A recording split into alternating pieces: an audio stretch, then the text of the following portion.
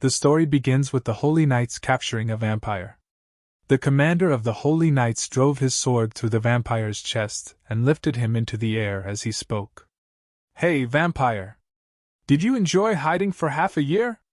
You killed quite a few people during that time, didn't you, you filthy bastard? That was a clever trick, mocking us Holy Knights. But your role ends here. God will no longer allow you to do as you please. Be honored. You are about to grant me the title of Vampire Slayer." The Holy Knight pulled his sword free, and the vampire crashed heavily onto the rain-soaked ground. "For the sins of deceiving the Church and refusing to accept the judgment of the Holy Knights, your very existence proves your guilt. Oh, and did you know? We didn't capture you immediately on purpose. The reason I joined the pursuit squad late, and the reason you were allowed to roam freely, was because vampires like you rarely appear. We needed time to draw attention. Your execution will serve as a warning to non-believers." Hearing the torrent of filth spewed by the so-called Holy Knight, the vampire could no longer remain calm. Even if it was the last thing he ever did, he wanted to strike back at least once. This was a world where only the strong survived. Everything was decided by strength alone. He attempted to attack the knight and flee, but he was far too weak. The Holy Knight cleaved him in half with a single swing. Had everything been in vain? Even in his final moments, the Holy Knight showed no mercy. "Your existence itself defiles and disgraces the image of the Church." Those were the last words the vampire heard before dying. "If only I had one more chance." The vampire jolted awake inside a cave deep within the forest. His mind struggled to process his surroundings. Nothing made sense as he frantically looked around. "What's going on? I was split in half, so how am I alive?" He screamed in pain, but it wasn't physical. It was something deeper, raw agony born from injustice. Slowly, he took in his surroundings. He recognized the cave. It was the very place where he had hidden half a year ago, before the subjugation squad began hunting him. He stepped outside, and everything looked exactly as it had back then. Did I return to the past? That was the only explanation. It became clear to him. He had been given another chance. His dying wish from his previous life had come true. He walked through the forest where he had once been hunted to death. This remote woodland near Broadwin village was a place humans rarely passed through. He had survived here by hiding from human eyes. He hid because he was weak. A feeble vampire who lived by holding his breath, barely surviving each day. That vampire was Eugene. By nature, he had never thirsted for human blood. But long ago, he had succumbed to his instincts just once, and that single mistake destroyed everything. The very next day, mercenaries flooded the area. Within 5 days, the Holy Knights began patrolling the village. No matter how long it took, they eventually found him. Driven by fear, he survived for 12 years by drinking only the blood of beasts. At one point, he wondered why he had returned to the past. But the thought quickly faded. There was no point questioning fate. What mattered was this: he could not make the same mistake again. Even if he hid once more, even with a better plan, the ending would be the same. That left him with only one choice. He had to become stronger. Hiding from those filthy Holy Knights was not a fate he was willing to endure again. So he changed his way of surviving. Instead of living like a coward, he decided to embrace the true path of a vampire in this miraculous second life. Vampires could absorb power through blood. The stronger the owner of the blood, the greater the power gained. With that in mind, he sought out the strongest monster he could find in this region, the master of the forest. An enormous, monstrous crocodile. With his current, weakened body, all he could do was evade its attacks. But if he could land even a minor wound, he could drink its blood. Until now, his entire survival strategy had relied on erasing his presence. Now that he knew where hiding led, he had no reason to hesitate. He needed power. More desperately than anyone. He charged at the roamer with his sword, but it shattered on impact. Only then did he realize how badly he had underestimated its strength. Roamers were not dungeon monsters. They were wild predators that wandered the wilderness. Some even appeared in regions devoid of mana, carrying mana crystals within their bodies, treasures valued more than gemstones. Mana crystals were extremely precious. If he could obtain one, the situation might change. But the gap in strength was overwhelming. A forest master, level roamer, could end his life before he landed a single blow. Since he had been granted a second chance, he briefly wondered if he would be given yet another if he died here. That hope was crushed instantly. The monster clamped its jaws around him and dragged him underwater. But Eugene had never lived with such naive dreams. His entire life had been spent crawling, holding his breath, doing whatever it took just to survive. Now, he chose to fight for his life. He clawed his way deeper into the monster's mouth, gripping and biting down on its massive tongue. As the master of the forest, even a small amount of its blood coursing through him began to transform his body. This time, he would fight. And this time, he would win. He knew it with absolute certainty.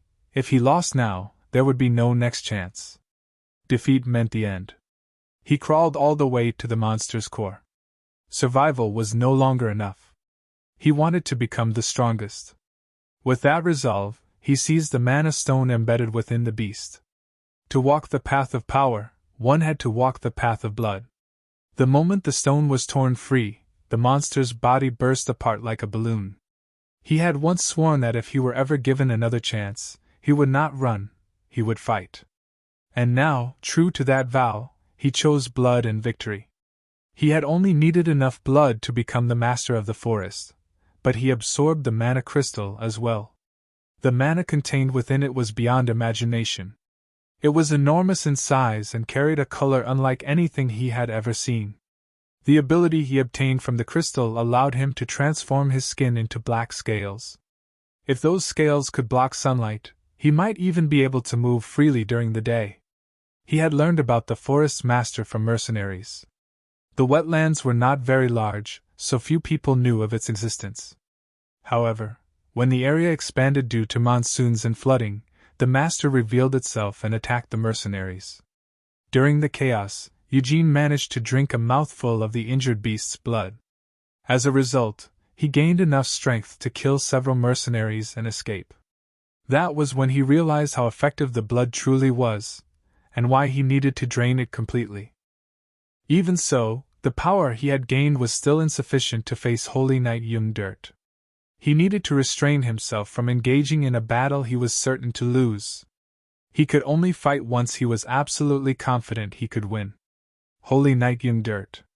The fact that Young Dirt could track Eugene regardless of distance meant he likely possessed a skill that detected monsters or undead. That was precisely why hiding was pointless. Instead, Eugene needed to gather strength, enough to counter the Holy Knights directly. The sun would rise soon.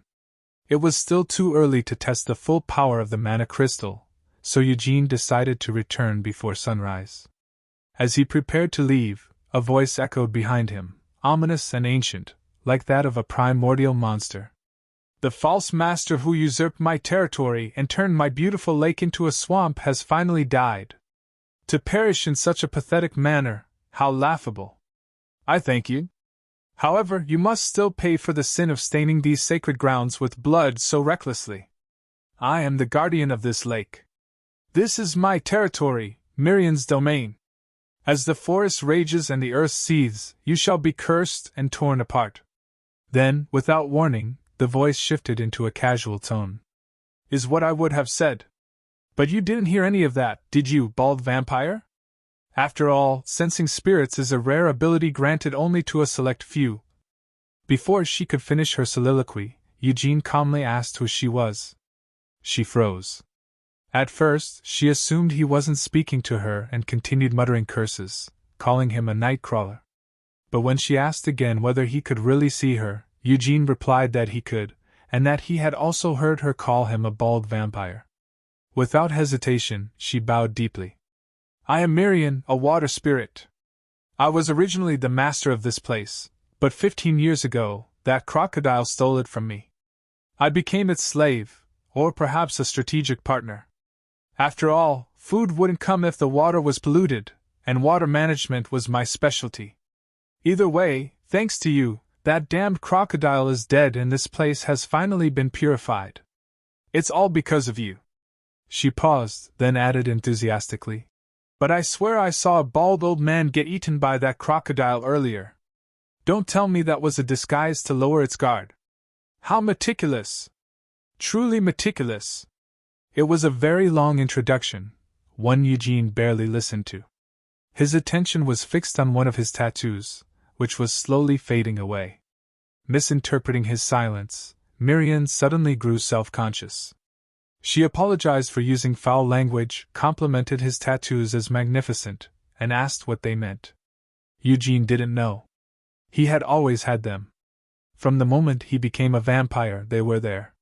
The last thing he remembered was having 10 tattoos across his body. He had no memories from his earliest days. He had devoted himself entirely to living quietly, never once reflecting on his own existence. If these tattoos were seals or spells, did that mean one had been released because of what happened today? With that thought lingering in his mind, Eugene turned to leave the forest and asked Miriam to take care of it. She was clearly unhappy with his decision. It had been ages since she had someone to talk to, and now he was leaving already. As time passed, fewer beings could perceive spirits, leaving her unbearably bored. Finally, she had someone to converse with, and he was walking away. Eugene reminded her of her responsibility to restore the swamp back into a lake. She protested, saying purification would take an eternity. And so, she continued talking. And following him. I think it would be best if I offered you, such a pale and beautiful man, some clean water. I'm a water spirit, so my water tastes amazing. If you drink pure water, your complexion will improve. She then began coughing water out of her mouth for him to drink. Eugene respectfully told her to get lost. She refused to give up. I can also purify water. Any water at all, instantly drinkable. He declined again. It only got worse. I can even create more water if I pee into a container. Sir! Sir! Nightwalker! She chased after Eugene relentlessly as he desperately tried to escape the increasingly unhinged spirit. Several days later, in Broadwin village, a villager rushed to the village chief, shouting that the red-eyed monster had appeared again. The villagers gathered to confirm the rumor, and they knew it was true the moment they saw piles of meat waiting at the edge of the village. To them, the red-eyed monster was a being who lived at the foot of the mountain, far from the village. He had lived nearby for over 10 years and had never posed a threat. Once every 2 weeks, he would leave behind dead animals late at night and vanish before dawn. He had never shown himself, until now. He stepped out from the bushes and asked if he could enter the village for a moment. The chief agreed. When he first appeared 10 years ago, everyone had feared him. But since he paid taxes, in the form of meat, no one questioned his presence. That strange relationship had lasted for over a decade. The villagers greeted him warmly, saying it was good to see him again after so long. Pulling back his hood, Eugene explained the reason for his disappearance. After a long period of isolation, I've recovered from my illness. I wanted to share the good news. This village helped me greatly in the past, so I wish to return the favor. If anything ever happens here, please call for me. He then revealed his face. The villagers were nearly blinded by his looks. No one had ever imagined that the red-eyed monster would look like that. With that, Eugene returned to the forest. After a while, Miriam asked why he had given all the food to humans instead of feeding on them. It's important to show your face in the human world, he replied. It's a symbol of goodwill. Since he would be leaving soon anyway, there was no need to grow too close to the villagers. He then explained the incident that would soon occur. Before long, mercenaries will raid this village and slaughter everyone. They would come to kidnap a boy and deliver him to the castle of the regional lord, Sir Terwin. To eliminate witnesses, they would kill all the villagers. If Eugene failed to stop this event, the future where the holy knights swarmed his territory would become reality. Miriam found it difficult to believe. How could he possibly know the future? Even after spending several days with him, she still couldn't understand what he was thinking. He told her she would soon find out whether he was lying or telling the truth. In any case, he needed to earn the villagers' trust first, to appear harmless. She asked what mercenaries attacking the village had to do with gaining trust. Eugene stopped abruptly, causing her to bump straight into his head. The mercenaries had arrived. They moved to ambush the village. Eugene stood directly in their path. He looked like a handsome man who couldn't possibly be strong, and worse, he was alone. The mercenaries decided to bury him here and proceed with their plan. One of them charged forward wielding a labrys. Eugene didn't need a weapon. He summoned his claws at will. The man's head separated cleanly from his body as the others stared in stunned disbelief. Casually, Eugene answered Mirian's question. "Mirian, think about it. I need the villagers to trust me so I don't look suspicious." He paused. "After all, I'm about to kill every last one of these mercenaries." They soon realized that he was a vampire. That discovery actually made them feel a little relieved. If they could capture him alive and hand him over to the church, they would receive a massive reward. However, it didn't take long for them to understand that he was no ordinary vampire. At the very least, they thought, they should take back his corpse. That hope was nothing more than an empty dream. The sun was about to set, and night was approaching, his domain. It was also the perfect time to conceal bloodshed. As a final, desperate attempt, the remaining men charged at him all at once. One could easily imagine how that ended. He carried all the dead mercenaries back to the village and laid them out in front of the villagers. Naturally, they asked if he had killed them. Of course, he had no intention of telling the truth. Instead, he hunted several wolves in the forest, brought their corpses along, and blamed the incident on them. He explained that he had found the mercenaries on his way back from checking his traps.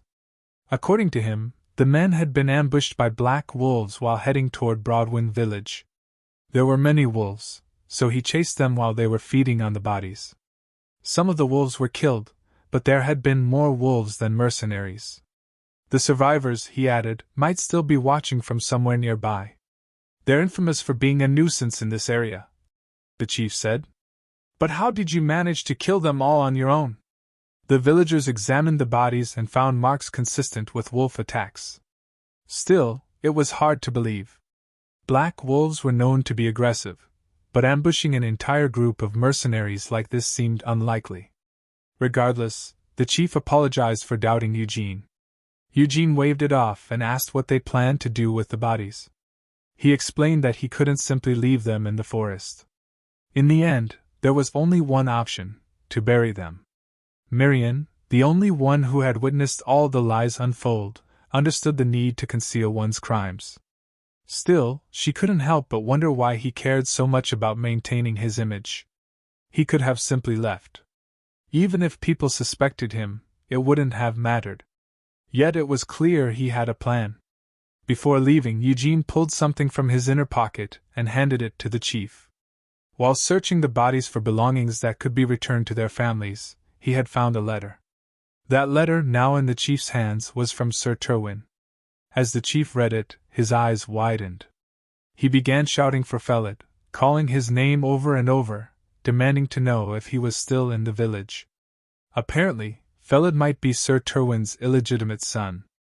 Those mercenaries had come for him. Earlier, the leader of the mercenaries had suspected Eugene had been waiting for them all along.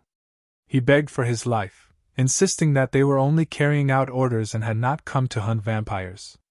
Eugene calmly replied that the village belonged to him and demanded to know their true mission. The man spilled everything. "The bastard son of the Terwin family is hiding in that village! Everyone thought he went missing, but he was just concealing his identity. We were only sent to retrieve him." Eugene called him a liar. There was no reason to send so many men for such a simple task. "Were you planning to erase the entire village?" Eugene asked. "Well, you're not entirely wrong," the man admitted. "But we weren't hired by the Terwin patriarch.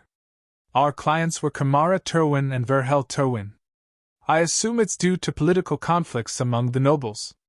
We were just meant to kidnap the bastard son. The reason there were so many of us was precaution, just in case something went wrong. Please, forgive me. At the mention of Verhelturwin, Eugene's expression changed. Verhelturwin, the commander of the vampire hunter squad. The same knight who had worked alongside Jung Dirt and tormented him. Verhel likely hadn't ordered the village's massacre himself. As a knight, he wouldn't openly do such a thing. That decision was probably made by the mercenaries. Still, this was the very reason Eugene had been discovered by the paladins in the past. The disappearance of an entire village had triggered a massive search. Eugene turned his back and walked away, warning the man to watch out for the wolves. The mercenary nearly relaxed, believing he had survived. Then Eugene cleanly severed his head. Marion asked him, "You're just gonna kill him like that?" Eugene responded that he knows that I'm a vampire, so I can't let him live. Plus the wolves are here, drooling.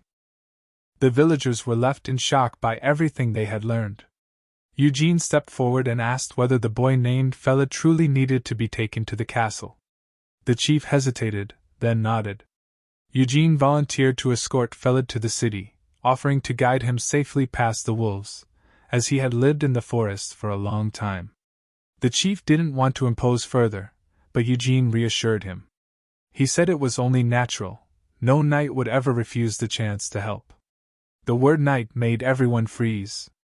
Eugene pushed the lie even further, adopting the air of one effortlessly. "My apologies for the late introduction," he said. "I am Jan Eugene of House Eugene." Marion quietly warned him that no one would ever believe such an outrageous lie. The entire village was awestruck. Even if it was a lie, Marion warned him that this had gone too far. Eugene, however, didn't care. The village was in an uproar over the revelation that the boy who had been hiding in a remote mountain settlement was actually of noble blood. Even if Eugene was pretending to be a noble himself, there was no way for them to tell the difference. Everyone began wondering why such a noble would live in seclusion. Eugene explained that, due to certain circumstances, he had cut all ties with society and chosen to live in the forest.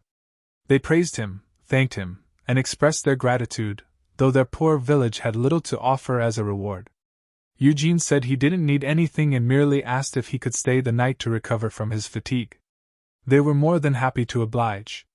The following morning, Eugene sat by the window, sheltered in the shade, and tested the skin reinforcement ability he had gained from the master of the forest. He covered his body in black scales and cautiously exposed his fingers to the sunlight. The scales blocked the sunlight to some extent. Thanks to that, the journey ahead would be far less troublesome. Marion, however, still hadn't gotten over his blatant lie about being a knight, especially when he couldn't even read. She warned that it might get him exposed one day. Still, since he planned to leave and never return to this place, it wouldn't matter in the long run. She asked him to explain his true goal more clearly.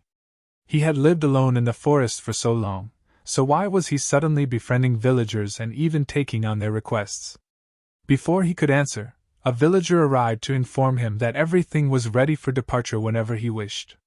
Eugene pointed at the messenger and remarked that he had gained social status overnight. Humans, he said, often trusted authority more than even the most convincing words. You could tell 100 lies, but by placing status in front of them, you could reduce those lies to 10. This village might be the only place willing to accept such a hastily fabricated story. Nobles, on the other hand, would be far less trusting. From this point onward, Eugene intended to turn this lie into reality. He had already built trust through his actions.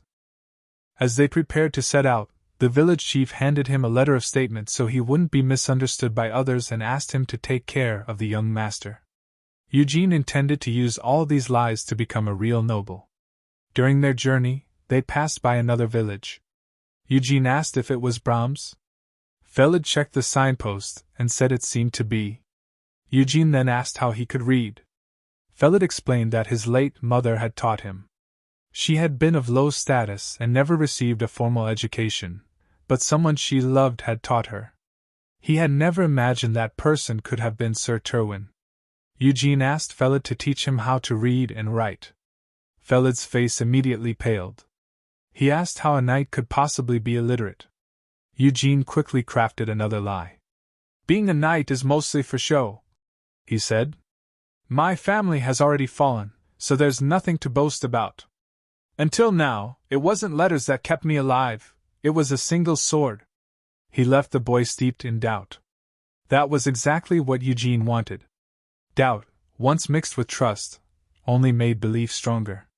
Once you earned someone's trust, it became thick enough to conceal every lie. Marion didn't believe in this philosophy, and warned him that suspicion would eventually arise. However, Feld's expression showed the complete opposite. I'm sorry, Sir Eugene, Feld said. To be honest, I was suspicious of you. Everyone in the village called you a monster rather than a noble, so I must have been biased. I'll judge you with my own eyes instead of relying on rumors. If you come from a warrior background, it's understandable that you neglected studying letters. I'll secretly teach you whenever I can so you won't be embarrassed in front of others. Please tell me more about yourself, Sir Eugene. Before Eugene could respond, an arrow nearly tore through Feld's eye, if Eugene hadn't caught it in time. They were under attack. Bandits emerged and ordered Eugene and Feld to drop their belongings and empty their pockets. Before the man could finish his next sentence, his head was already flying through the air. Another foolishly charged forward despite witnessing what had just happened, and lost his head as well. The third tried to run for help, but Eugene's aim was too precise to allow escape. With chilling sincerity, Eugene asked a question that contrasted sharply with his actions. Why do humans try to kill and rob those weaker than themselves? If someone looks weak, does that make it acceptable to torment them? Feld, once I learn to read, will I be able to understand things like this too? He then turned to Feld with vicious eyes and said quietly, You're free to believe whatever you want. But I promise you this, not a single drop of blood will ever touch your body. After dealing with the bandits, they headed to the market to buy a few necessities. Marion was especially excited by the strange and amusing sights of the marketplace. Feld warned Eugene to be careful if he planned to shop there. He had visited the place a few times with the village chief, and the merchant's exploitation was so severe that getting ripped off was almost guaranteed. The village chief always became completely flustered whenever he came here. However, Eugene needed money before he could afford to be careful. He went to a nearby shop to sell the Black Wolf's leather. The shopkeeper noticed that Eugene wasn't a merchant and guessed from his clothing that he was a wanderer. Seeing an opportunity, he decided to cheat him. He initially offered 18 silver coins. But when the shopkeeper met Eugene's red eyes, fear crept in. He didn't want to risk his life over a few coins and quickly raised the offer to 23 silver coins, claiming he wanted to be generous since Eugene looked new to the market. Eugene's gaze didn't change. The shopkeeper continued raising the price, stealing glances at Eugene's eyes each time. Eventually, he offered 30 silver coins and insisted that was his final price. Eugene accepted without argument. Later that night, Eugene practiced reading near their campsite. The words squirmed like worms before his eyes. He had learned the basics from Feld, but he was still far from being able to read properly. Marion commented that his clothes looked quite decent. Vampires were usually depicted in silk robes, and for the quality he had purchased, the money was well spent. To Eugene, however, the market had felt generous. He even thought the shopkeeper had thrown in extra coins because he kept staring. Marion strongly disagreed. She insisted that was exactly when Eugene should have pushed harder and bought expensive silk instead. Eugene replied that he only needed clothing that could block sunlight. Marion raised her voice in protest. What was that? You should enjoy life a bit more. Have you just been holed up somewhere all this time? A vampire is a noble among nobles. Living luxuriously in a grand castle bathed in moonlight, wearing silk robes, commanding servants, and drinking fresh blood like wine. If you want to rise in the world, you need ambition so fierce people will bother slandering you. For someone who claimed to have lived in a swamp, she knew an awful lot. Of course, she was originally from the spirit realm, and her seniors who had succeeded in the human world would occasionally visit. They had shared plenty of wisdom that had sunk deep into her being. Unless you're struck by a silver blade or pierced by a stake, you'll live at least 200 years, she continued. So learn everything you can. Study ancient characters and even the imperial language. After listening to her lecture, Eugene asked if she knew how to read. She proudly replied, "Nope." He then asked if she could do anything besides producing drinking water. She barely managed to escape the conversation when Felid approached and asked who Eugene was talking to. Eugene said he was talking to himself, and quickly changed the subject by asking about Felid's stomach. When Felid began preparing the rabbit, the memory of the morning's events surfaced, and before he realized it, he was vomiting uncontrollably. Eugene reassured him, saying it was normal for ordinary people to react that way to corpses. Felid wiped his mouth and said it was fine. He still had enough stamina to teach Eugene as much writing as he wanted to learn. After studying for a while, Eugene asked if learning letters was supposed to be this easy. Felid replied that it was because Eugene was exceptionally talented. "They say I was a fast learner too, but even I needed a few months. Normally it takes about a year." Eugene said that was excessive praise and asked if this level would be enough. Once they arrived, barely being able to read might not suffice, especially since Felid was going to be treated as a noble child. Felid admitted his mother never told him much about it, and he had never given it serious thought.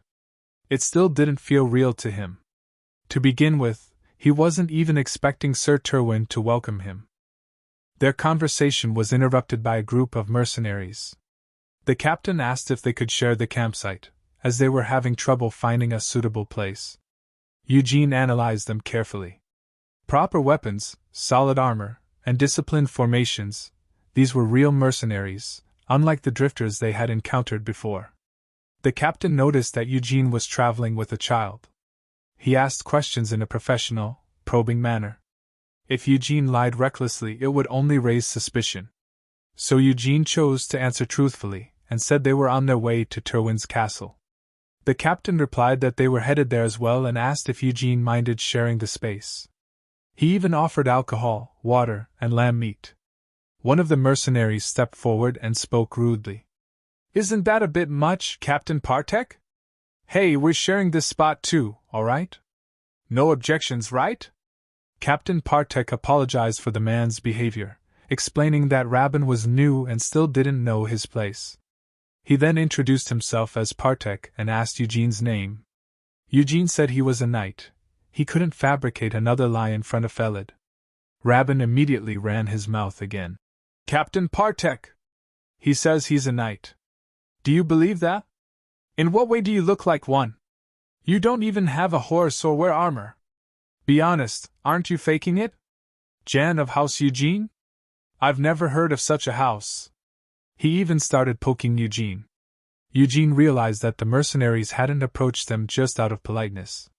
Whether he was truly a knight didn't matter much to them, yet. But if they continued pressing the issue, the situation could quickly change. There weren't that many of them. If things went south, Eugene could kill them all. Partek placed a hand on Rabin's shoulder, and shoved him back so forcefully that Rabin slammed into a tree and lost consciousness. Partek then apologized to Eugene, and asked for his forgiveness.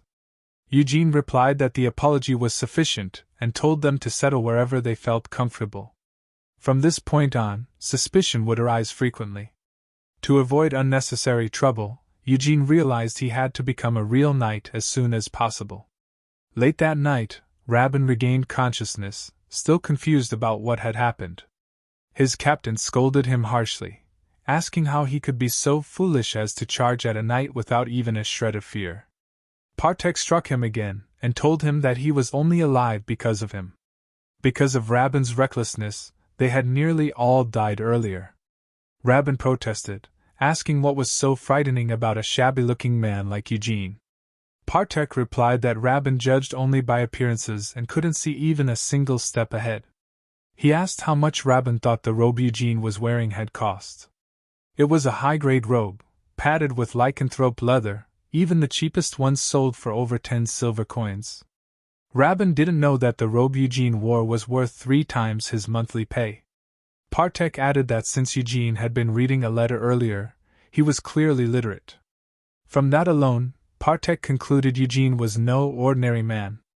Moreover, Eugene had been just moments away from drawing his sword, If I'd been even a little slower, Partek said, my head would have flown off. We all would have died, or if we were lucky, maybe one other person besides me would have survived. Rabin asked how he could be so certain. Partek explained that while Rabin had been running his mouth without understanding his place, Eugene had already placed his right hand inside his robe, while his left foot shifted slightly backward. That stance meant he had already adjusted his center of gravity to match the arc of his sword. A person capable of doing that instinctively was terrifying. Rabin shouted that Partek should have stopped him sooner. Partek replied coldly, You really have no idea how terrifying knights are, do you? A knight is someone born into an old, distinguished family, handed a wooden sword from childhood, and trained their entire life to kill professionally. They enter unknown dungeons, face death head-on while stabbing monsters, then march on to battlefields to slaughter fellow humans. Only those who've stained their hands with that much blood catch the attention of nobles and receive official appointments. He continued, Impersonating a knight is a serious crime. It's bad if he's real, and even worse if he's fake. Anyone bold enough to claim they're a knight without hesitation isn't normal. Unless you're extremely confident in your swordsmanship, you wouldn't dare say such a thing. Out of everyone who devotes their lives to the blade, how many do you think actually become knights? If someone over 20 openly calls himself one, his skill must be exceptional. Rabin asked quietly if Eugene was stronger than Partek. Probably, Partek answered. And on top of that, he added, he said he's heading to Lord Terwin's castle. I heard a dungeon was discovered nearby not long ago. He's likely trying to take part in that. Our destination is the same, so we'll cross paths again. Eugene's hearing was sharp enough that he caught every word of their conversation. Even he hadn't realized just how much weight the title of knight carried. He hoped this approach would continue to work, but he knew he needed better preparation. Aside from the one man who had been knocked out with a single punch, the rest of the group were competent mercenaries. Why would the Terwin family hire such trash earlier when they could have used soldiers like these, or even their own troops? Something felt off. Eugene stood and walked toward Partek. Extending his arm, he said, Since our destination is the same, would you like to travel together? The mercenaries were momentarily dazzled by the confidence he radiated. They agreed without hesitation. Martella, Terwin territory. Fortunately, they fully believed Eugene was a knight. If he traveled with them until reaching their destination, he could gather useful information. The real problem would be what came after. As they walked, Eugene asked Miriam to listen in on the mercenaries' conversations. She later returned with information. Lord Terwin's health was so poor that it wouldn't be surprising if he died any day now. Additionally, a newly discovered dungeon existed within the territory. If it were cleared, it could yield enormous wealth. However, the Terwin family currently lacked both funds and manpower, making exploration impossible. Miriam then added, If Lord Terwin dies soon, what happens to that kid? Won't he just become an orphan again the moment you arrive? Eugene replied that it wasn't his concern. Miriam was stunned. What if he ends up dying a dog's death at the hands of his brothers? Eugene reasoned that Lord Terwin likely summoned Felid simply to see his child's face before dying. From here on, both Eugene's and Felid's fates would inevitably change. They finally arrived at Rose Castle, Lord Terwin's residence. It was larger than Eugene had expected. Miriam excitedly told him to climb the ranks quickly so he could live in a castle like this one someday. He told her to stop spouting nonsense and return inside his hood. At the entrance, a guard stopped them and asked their purpose. Partek smiled and replied that they were a mercenary troop sent by the Palin Company. The guard asked which lord they were reporting to. I am Kamara Terwin, heir of Terwin, the man answered. He asked whether the goods belonged to them. Partek confirmed and invited him to inspect them. Kamara ordered the goods unloaded, but his gaze soon fell on Eugene. Why aren't you helping? He asked.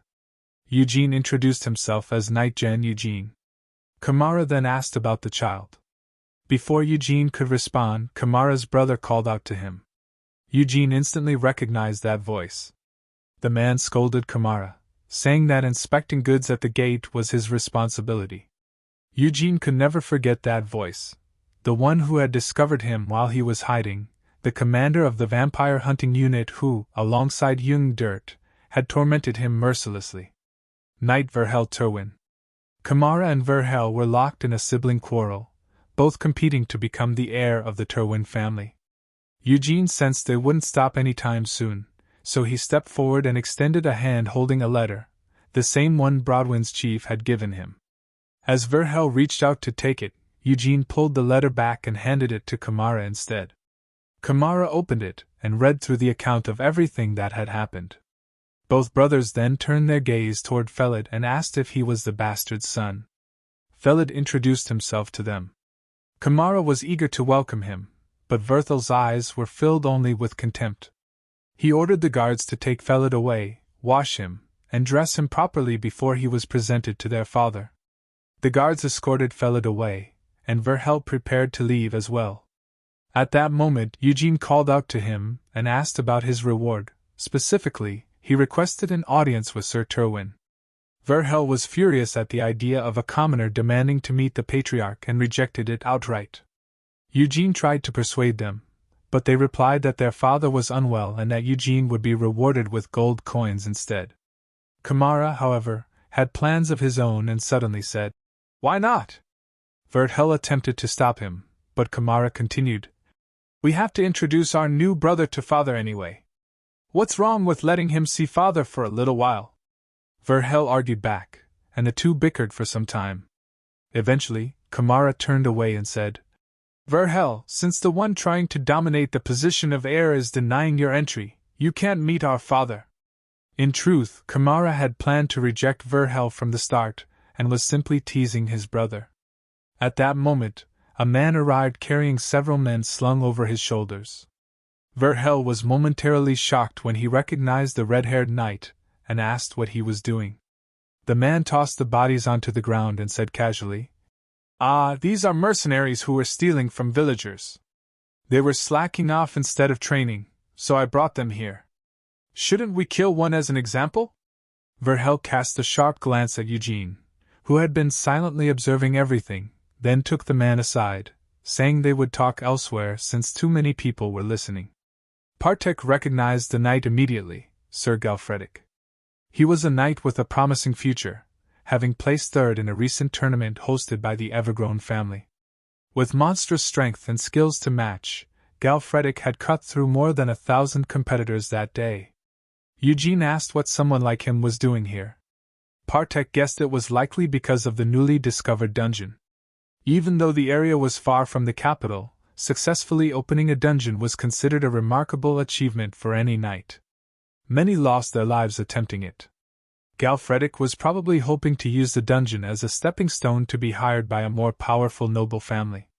After thinking it over, Eugene asked Partek if his job was finished. Partek replied that it was. Eugene then asked if he could become their client. Later that night, Verhel and Galfredic bound the mercenaries Eugene had brought and laid them on the ground. Kamara watched from his window, deep in thought. "I must open this dungeon," he thought.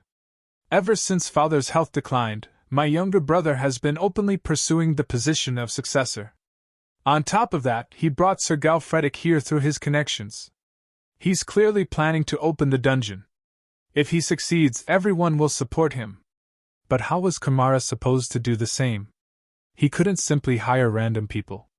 As he worried over his options, a knock sounded at the door. A guard informed him that Sir Eugene was requesting an audience. Kamara allowed him in. "Ah, welcome, Sir Eugene," Kamara said. "You don't need to worry about Felid. We're ensuring his safety. Once father awakens, he will reward you for bringing him here safely. And thank you for the letter earlier. It put my mind at ease." They both sat down, and Eugene explained that his business was originally with the lord of the estate, so he had been taken aback when a third party intervened. He smoothly began flattering Kamara, just as he had planned. Kamara asked, "So what is it you want? Were you hoping to verify your identity by meeting my father?" That was something Eugene desired, but his main request was different. he asked to be included in the dungeon expedition. Kamara burst into laughter. You're more interesting than I thought. Didn't you say you're a knight? I heard you killed some robbers. Are you trying to polish your reputation by joining the dungeon raid? Is there any reason I should allow that? Eugene replied calmly that it was an offer that wouldn't harm Kamara in any way. As compensation for opening the dungeon, he said he would only take 100 silver mons and half the loot, excluding the mana stones. Kamara's expression shifted. It really is a good offer, he said slowly. But that's exactly what makes it suspicious. You do realize that's a very small request given the current economic situation, right? Eugene met his gaze and replied. So, do you like it or not? Because I'm not the one cornered right now. You are. Knights live by honor and die by honor. Judging by his outfit, Eugene appeared to be a wandering knight with no house backing him. Yet he showed no greed for money. It seemed that honor truly came first for him. Moreover, from what Ramana had heard earlier, he was certain that Eugene knew exactly which card to play. He was different from the typical knights whose brains were nothing but muscle. Because of that, Ramana said, Very well. I see no reason to turn down such a decent opportunity. I look forward to working with you, Sir Eugene. He extended his hand to seal the deal. It seemed that Partek's advice had worked perfectly. Mana crystals are difficult to purify, and the commission fees for doing so are extremely high. In contrast, the byproducts can be sold at full value as they are, making them far more profitable. I'll introduce you to a trading company I know well. Just tell them you'll only be taking the byproducts. If you do, Sir Kamara will have no choice but to accept your proposal. On the other side, Galfredic requested at the last moment that another member be included in the subjugation party. He explained that a dungeon was not a playground. The moment you fell even slightly behind, you would be left for dead. It was a place where only life and death existed. Verhel, however, objected. If it's some half-baked amateur who'll hinder our advance, I'm against it.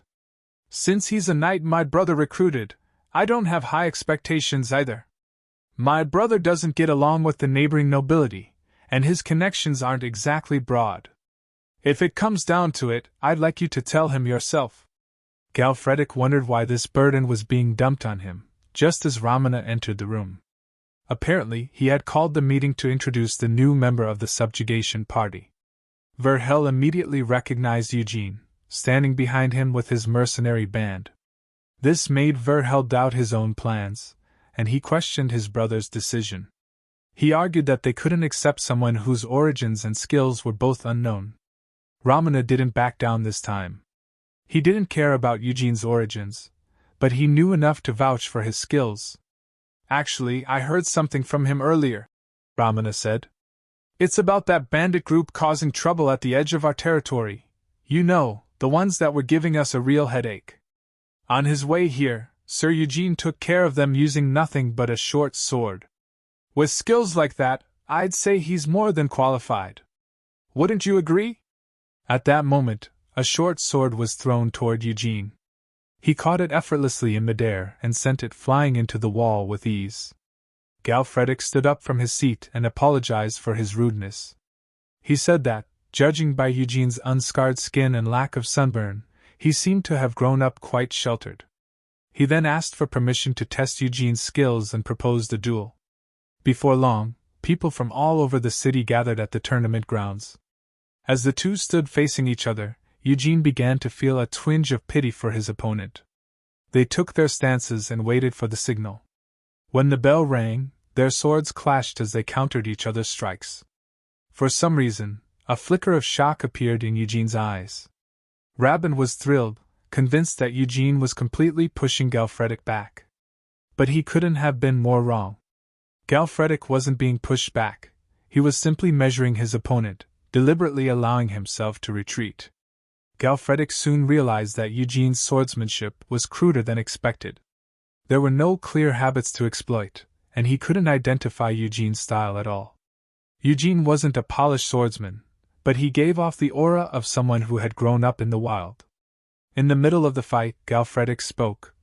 You being a knight, that's a lie, isn't it? Rootless swordsmanship. Sloppy stance. No formal training, just brute strength, he said coolly. Swordsmanship isn't everything for a knight, but exchange a few blows and you can usually tell. He continued rattling off his observations without pause. You talk a lot, Eugene muttered, stepping forward and attacking. Galfredic met the strike head-on. Beat me in this duel, he said with a grin, and I'll shut up. The fight instantly became interesting. The pace of the fight intensifies and the arena turns into a storm of swords and exchanged blows. Galfredic delivers a crushing blow with his sword while Eugene tries to block it. A powerful explosion results from the clash of forces, raising a thick cloud of dust that obscures vision. The crowd cheers enthusiastically while Bertel smiles triumphantly, wondering if Eugene has fallen unconscious from that knockout blow, but suddenly from amidst the dust, a terrifying red eye gleams. Eugene appears pouncing with lightning speed. Galfredic blocks the attack, astonishment overcoming him as he realizes Eugene is learning and evolving amazingly fast during the fight. The two exchange a series of fast and deadly attacks. As Eugene begins to match Galfredic's savagery, and a powerful collision occurs, resulting in their swords breaking. The warriors throw away their broken swords at the same time. In a moment of direct engagement, hands lock and faces draw close to each other in silent challenge. Galfredic laughs in amazement, wondering to himself how Eugene possesses all this immense strength. He's smaller than me. So how is he this strong? Galfredic frowned. Fine. I'll admit it. In raw power, he crushes me. But experience? That's still mine. Taking a gamble, Galfredic moved in to end the duel, but Eugene adapted faster than expected. His movements changed mid-fight, dodging each attack in a newly formed rhythm. No precise form, not even proper technique, Galfredic realized.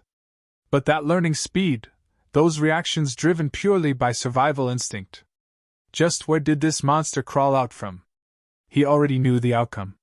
Eugene's fist slammed into his face, sending him flying into the far wall with a thunderous crash. Knight Gen Eugene is declared the winner! The crowd froze. A newcomer had just defeated Galfredic. Galfredic rose from the rubble, dust and stones sliding off his shoulders. For a moment, it looked like he might murder Eugene on the spot. Then he raised Eugene's arm and began clapping loudly. Magnificent! He shouted, applauding harder than anyone else. Verhel, watching from the side, nearly burst a vein. From that day on, the way people looked at Eugene changed completely. Kamara, in particular, was delighted.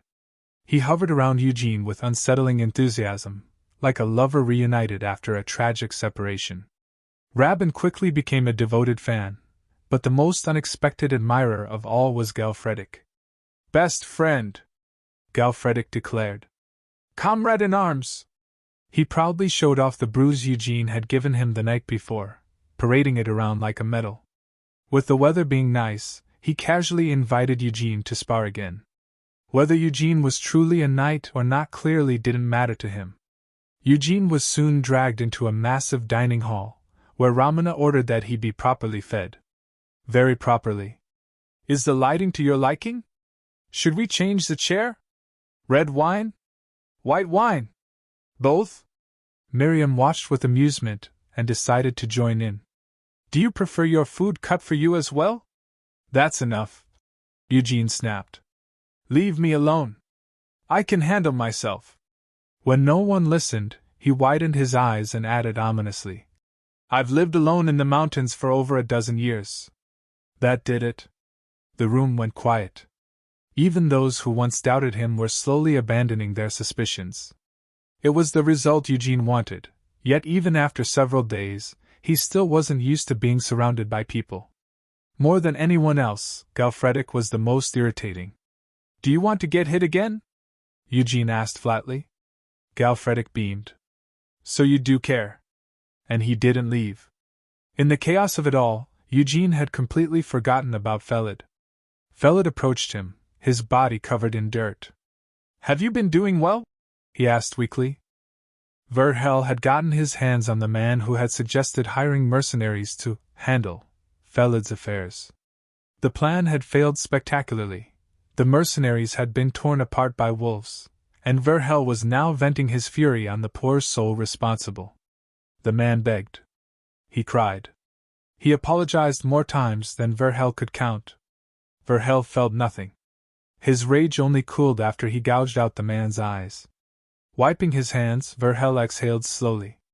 Now then, the kid. I can't openly kill someone who's already inside the castle, he muttered. Then his lips curled into a smile. Ah, I've got it.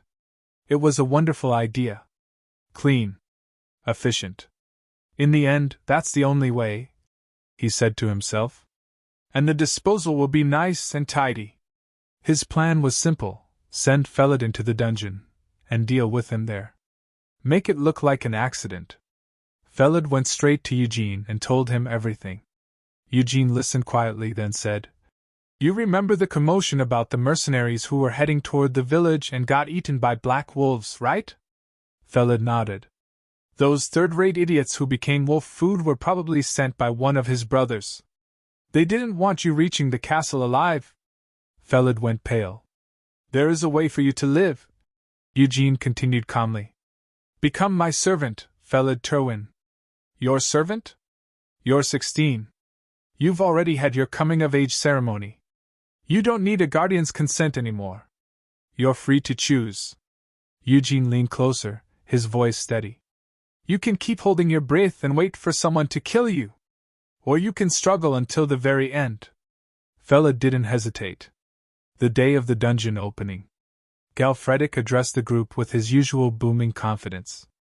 I know this is obvious, but since the dungeon hasn't been opened before, no one knows what kind of monsters will appear. Based on its size, the low ranks will probably be goblins or kobolds. Mid ranks, trolls or giant spiders. Someone groaned quietly. As for high-rank monsters, Galfredic continued, they're impossible to predict. Our goal is to clear a path to the mid-rank zone. If we encounter a high-rank monster, we retreat immediately. Understood? Everyone nodded, some more nervously than others. They began scouting the area for dungeon burrows. At the rear, 2 men whispered among themselves. Ha, good thing I'm just a porter, one said.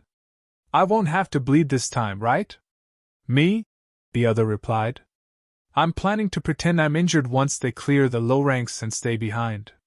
That's allowed? Listen. First-time dungeon raids are brutal. Nobody cares about the rearguard. Why should I die like a dog for a few lousy byproducts? The pay's garbage anyway. They both nodded solemnly. As they continued plotting their escape, Verhel stormed over. Where's Felid? They silently pointed toward Eugene. Verhel tossed Felid some travel rations and shouted, Felid! Get over here and join my group. Now! Felid didn't move. Verhel scowled and grabbed for his arm. Only for Eugene to block him. What you're saying is absurd, Eugene said flatly. You're sending a boy whose only experience with blades is kitchen knives into a dungeon opening? Have you lost your mind? Verhel yanked his hand back. I'm raising my brother to be strong. He needs to know his place. Eugene's eyes sharpened. It seems to me you're the one who doesn't know his place. The surrounding area went quiet. That child became my servant yesterday, Eugene continued. Everyone here can testify to that. Which means our bond is thicker than blood. He stepped closer. If you lay even a single finger on him, I'll take it as a challenge. Well, if you want to loosen up your body before entering the dungeon, I don't mind. Verthel's face twitched. Who gave you permission to do that? He snapped. You think it's easy to take in another family's bastard? That's what'll ruin his future. No one backed him up. Instead, people nearby whispered, We're lucky to have Eugene. And Galfredic too. This group might actually survive. Verhel was about to explode when his brother appeared from behind. It's fine, he said calmly. I trust Eugene. Verhel froze. Besides, his brother added, Felid is past the age where a guardian's consent matters. No one gets a say in his decisions. That ended the argument. Felid was prey. Once the weak became a target, survival was never easy. Even if you held your breath and hid, the beast would chase you down and bite for the neck. If you couldn't become strong yourself, then you formed a pack. That was the only way the weak survived. A scout approached Galfredic. No signs of roamers. No monsters appeared to have escaped through dungeon burrows. Good, Galfredic said. We proceed. He looked around at the group. From here on out, your lives are your own responsibility. With that, they advanced. Kamara and Felid waved them off, wishing them luck. As soon as they entered, a massive number of goblins swarmed them. Many of the mercenaries were brutally injured, but they were still alive thanks to Galfredic. He shouted orders, telling everyone to maintain their formation. He placed the archers in the center and ordered them to defend the ceiling, while commanding the rest not to allow the low-rank monsters to breach their lines. One of the mercenaries panicked and thought it had been a terrible mistake to enter the dungeon. Believing retreat was the smartest option, he rushed back toward the entrance. He couldn't have been more foolish. If not for Galfredic, he would have died on the spot. Galfredic roared in his face. Did you really think you wouldn't encounter monsters just because you went back the way you came? Pull yourself together. The only place you're safe in here is with the group. Raise your sword and get back to your position. Galfredic realized that the mercenaries were in poor condition.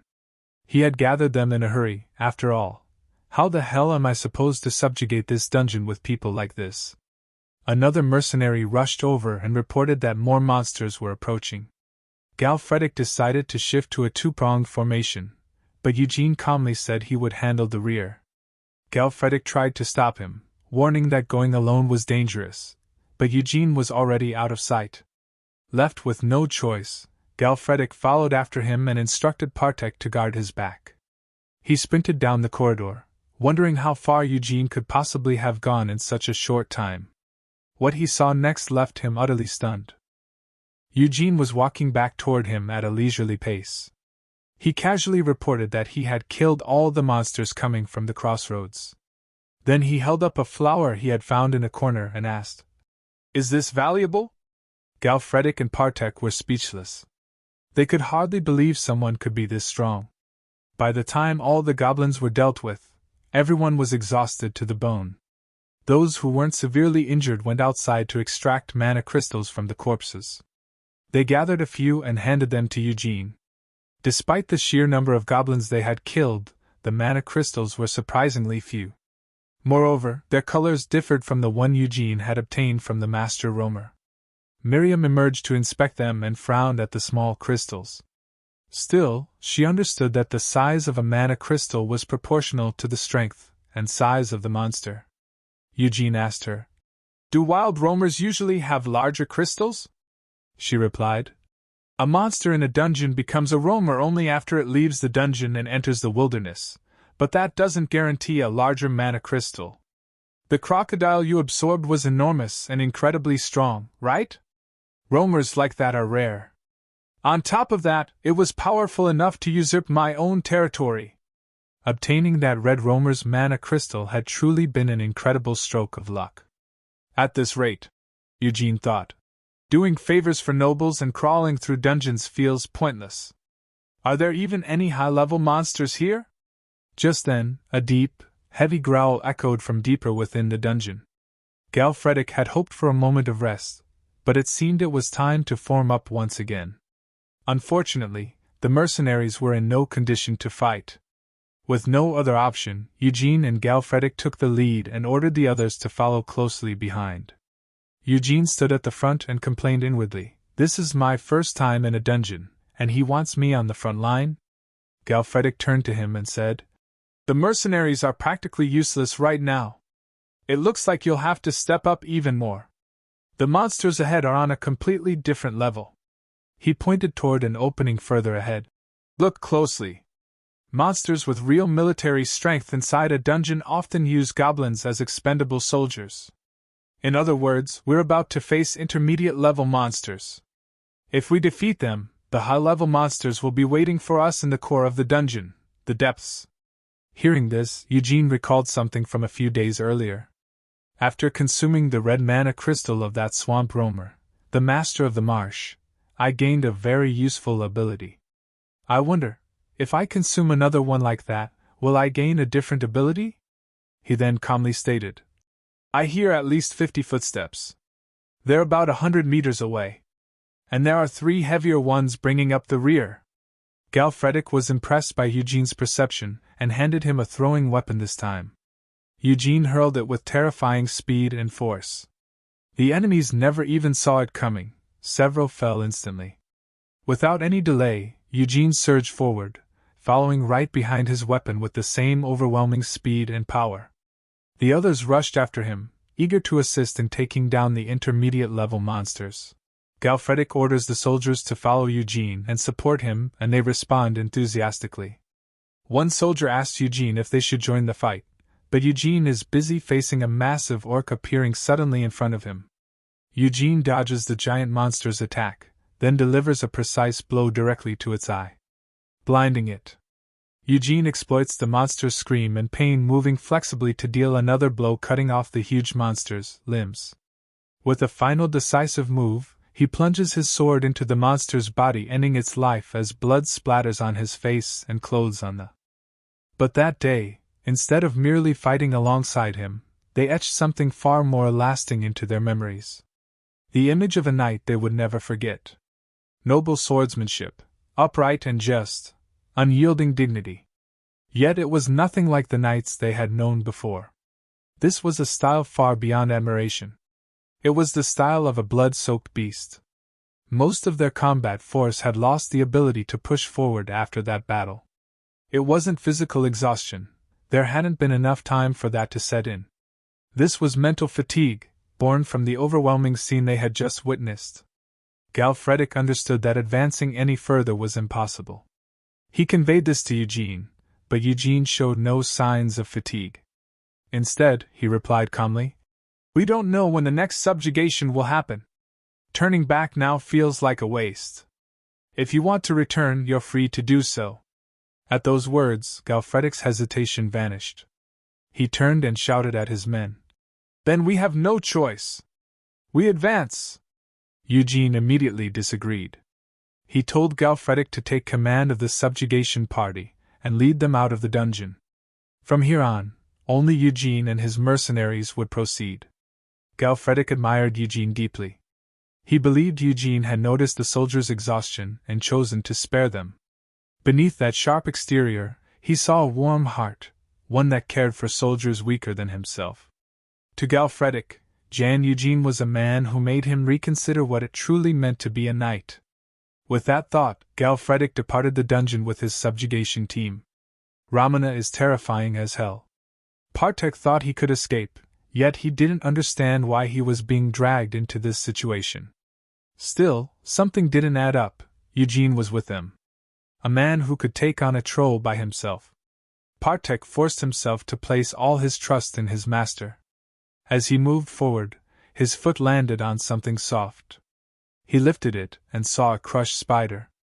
That was suspicious. He quickly scanned his surroundings and realized they were standing in the middle of a nest. Cave great spiders. A spider-type monster that lived in groups. They dissolved their prey with a powerful acidic poison before consuming it. Partek shouted for them to fall back. There were simply too many. But retreat wasn't a word Eugene recognized. He vanished in a flash and said calmly, "These numbers are nothing." Then he disappeared. Partek turned sharply. "Rabin, we have to fight." Rabin replied, "I already am." The sheer number of spiders overwhelmed him. Several attacked at once. Rabin was certain he was about to die. But before the thought could even finish, every single spider lay dead. Rabin pushed himself up from the ground and stared at Eugene in disbelief. Is he a monster or something? "As expected, you're incredible, Sir Eugene," Rabin said shakily. "We've done enough. How about we turn back now?" "You think so too, Captain?" But Partek didn't respond. He had turned pale. He was staring at something impossible. Among roamers, even within the same species, there were different ranks. Higher rank variants were so rare they weren't even considered when forming subjugation parties. But judging from its absurd size, there was no mistaking it. A higher rank cave great spider. A lord. Lord, Partek begged. We need to retreat. Rabin and I will only get in the way against the spider lord. At the very least, we should leave and return with Sir Galfredic. Eugene turned his head just enough for his words to carry weight. Partek. Rabin. Withdraw, this one is my prey. No further explanation was needed. A strange sensation seized Partek's body, as if his instincts had completely taken over. Every nerve screamed at him to run. And so they did. They ran not just for their lives, but for their sanity. Miriam watched them flee and laughed. Looks like their instincts surrendered to the difference in strength between you and them. Eugene didn't react. He asked only one thing. Miriam, is that Lord Aromer on par with the Master of the Swamp? She shook her head. No. At that level, it's probably even stronger than the Master of the Swamp. Then its mana crystal would be even larger. Eugene smiled faintly. Struggle as much as you like, Romer. After all, the harder it is to open a treasure chest, the greater the thrill of what's inside. Eugene was now dressed in silk robes, enjoying a late morning tea in the garden. One of the abilities he had gained by consuming the mana crystal of that dungeon lord was camouflage. By reinforcing his skin with the first ability he had obtained, skin reinforcement, and using camouflage to perfectly reproduce human skin, he was finally able to stand beneath the sunlight. With this, the troublesome need to avoid sunlight had largely been resolved. The ladies seated around the table kept pointing at him as he walked about without his mask. One asked why he had worn such a thing all this time, only to hide such a beautiful face. Another complained that it was downright cruel of him to conceal his looks. Yet another demanded to hear everything that had happened during the dungeon opening. They barely gave him a moment to respond to any of it. Then one question caught him completely off guard. Could it be, a lady asked thoughtfully, that your lineage carries elven blood?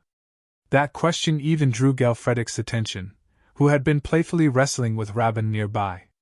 He straightened and exclaimed, That must be it. Now it all makes sense.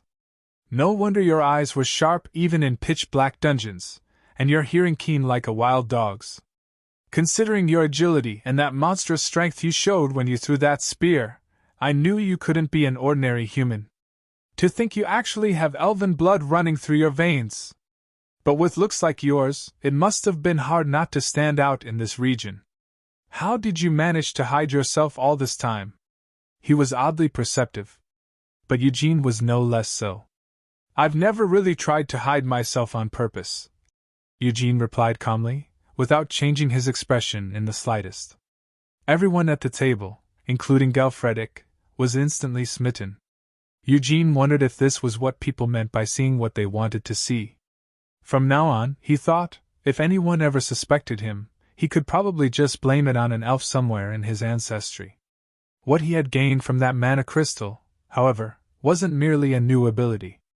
The moment the mark disappeared, memories he had never seen before began to play across his mind.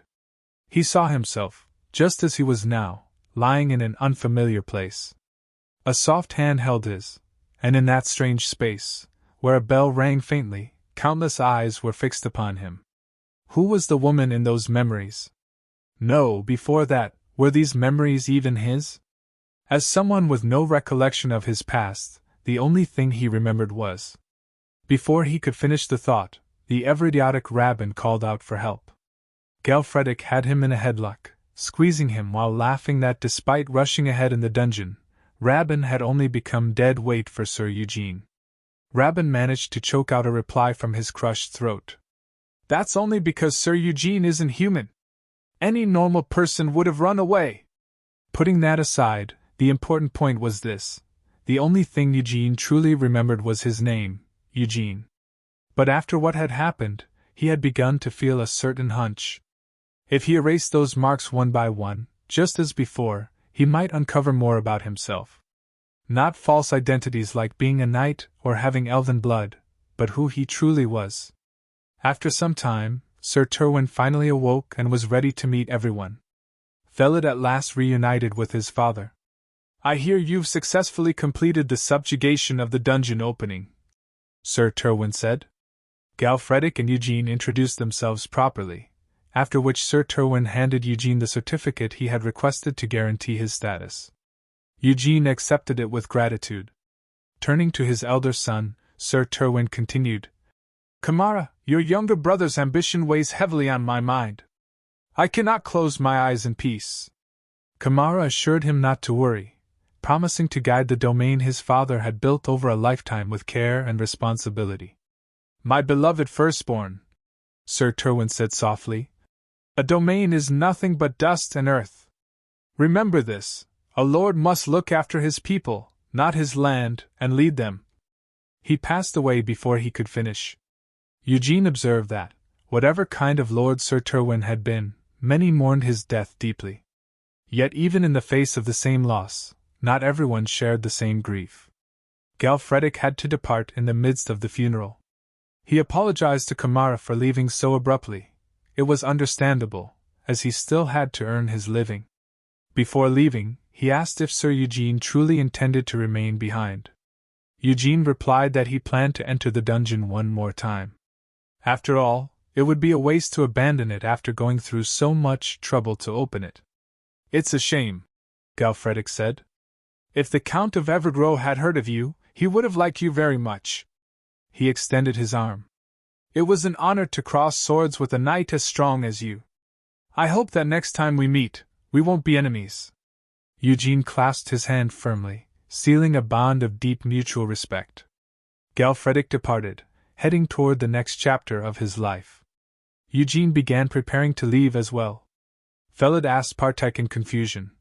Didn't he just say he was going to stay? Partek smiled. A knight always rides a horse, just like Galfredic did just now. We'll buy Sir Eugene a horse and sell the monster's byproducts. Felid's eyes lit up. As Eugene's retainer, he declared that he would do everything in his power to assist his master. Eugene, however, firmly refused, saying he wouldn't need Felid's help for the time being. Felid's heart sank as he asked what he meant, but he never received an answer. Some time later, they arrived in the kingdom of Kaler, the greatest commercial city of all. Marin. Ramana was proudly showing off to everyone. That's right! All of these byproducts were brought in by Sir Jan Eugene. The entire crowd gasped. It was unbelievable that a single knight had accomplished all of this. While Ramana and Felid were busy managing the load, Eugene was inside a meeting with Bill Moore of the Palin Trading Company. Eugene had initially doubted Partek when he claimed to know a trading company, but it turned out to be one of the largest in the region. This connection would be invaluable for someone like Eugene, who was completely unfamiliar with human social networks. As Bill Moore rambled on about the greatness of his company and various other boasts, the doors suddenly burst open and slammed into the wall. A man appeared in the doorway and demanded to know which one of them was Sir Eugene. Partek leaned in and whispered, "Things might get bad now. That man is a secretary who works directly under the deputy manager of the Palin Trading Company." Eugene replied calmly. "So what? Explain it more simply."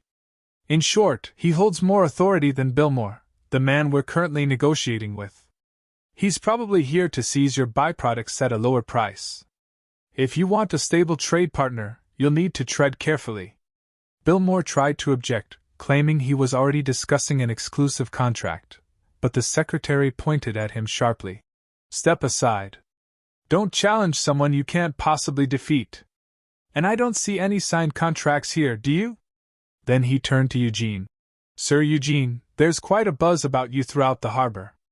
They say the knight who tore off a troll's head with his bare hands in Terwin territory has brought in a mountain of dungeon byproducts. The deputy manager of the Palin Trading Company wishes to sign a contract with you personally. Let's leave this shabby place and go." On the inside, however, he regarded Eugene as nothing more than an inexperienced liar and planned to squeeze him dry. But the moment Eugene looked at him, that thought vanished. Under the pressure of Eugene's gaze, the secretary lowered his head and apologized. "I beg your pardon for my rudeness. My name is Grail, secretary to the deputy manager of the Palin Trading Company. He hurriedly added that this could be a great opportunity. With an icy calm expression, Eugene asked, An opportunity? What kind of opportunity? Grail's voice trembled. A chance to sell your byproducts under better terms. Better terms? Why, yes, our deputy manager would personally. Eugene lowered his voice even further. The deputy manager would personally? Grail went pale. I apologize if I offended you in any way. That was never my intention. With that, he fled as fast as he could. Eugene turned to Partek and asked, What did I do? Partek had no idea. Billmore, on the other hand, was nearly in tears. Eugene had rejected the deputy manager's offer just to continue working with him. He pledged his unwavering loyalty from that moment onward. Satisfied, Eugene asked when they would begin. What are you talking about? Eugene said as he stood. We start right now. Grail later reported the incident to the deputy manager, emphasizing that Eugene was no ordinary man. She smiled calmly and told him to lift his head.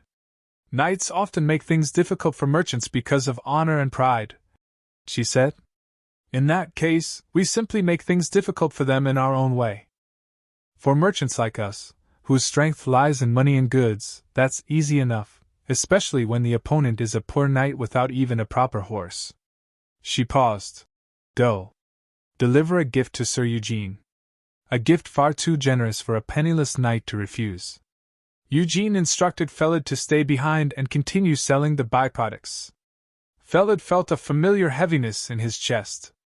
Why was he being left behind again? Was it because he lacked the skills to follow his master? If that was the case, he insisted he would begin sword training immediately. Eugene simply asked, What is a retainer's role? Felid lowered his head.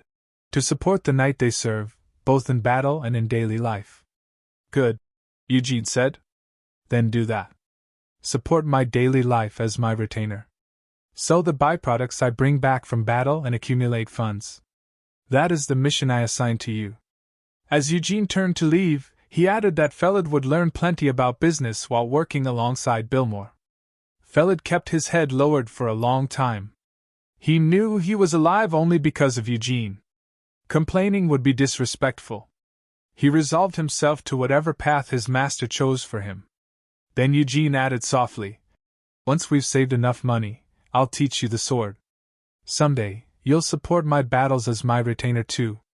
Felid lifted his head, smiling brighter than ever, and swore to follow his master's orders.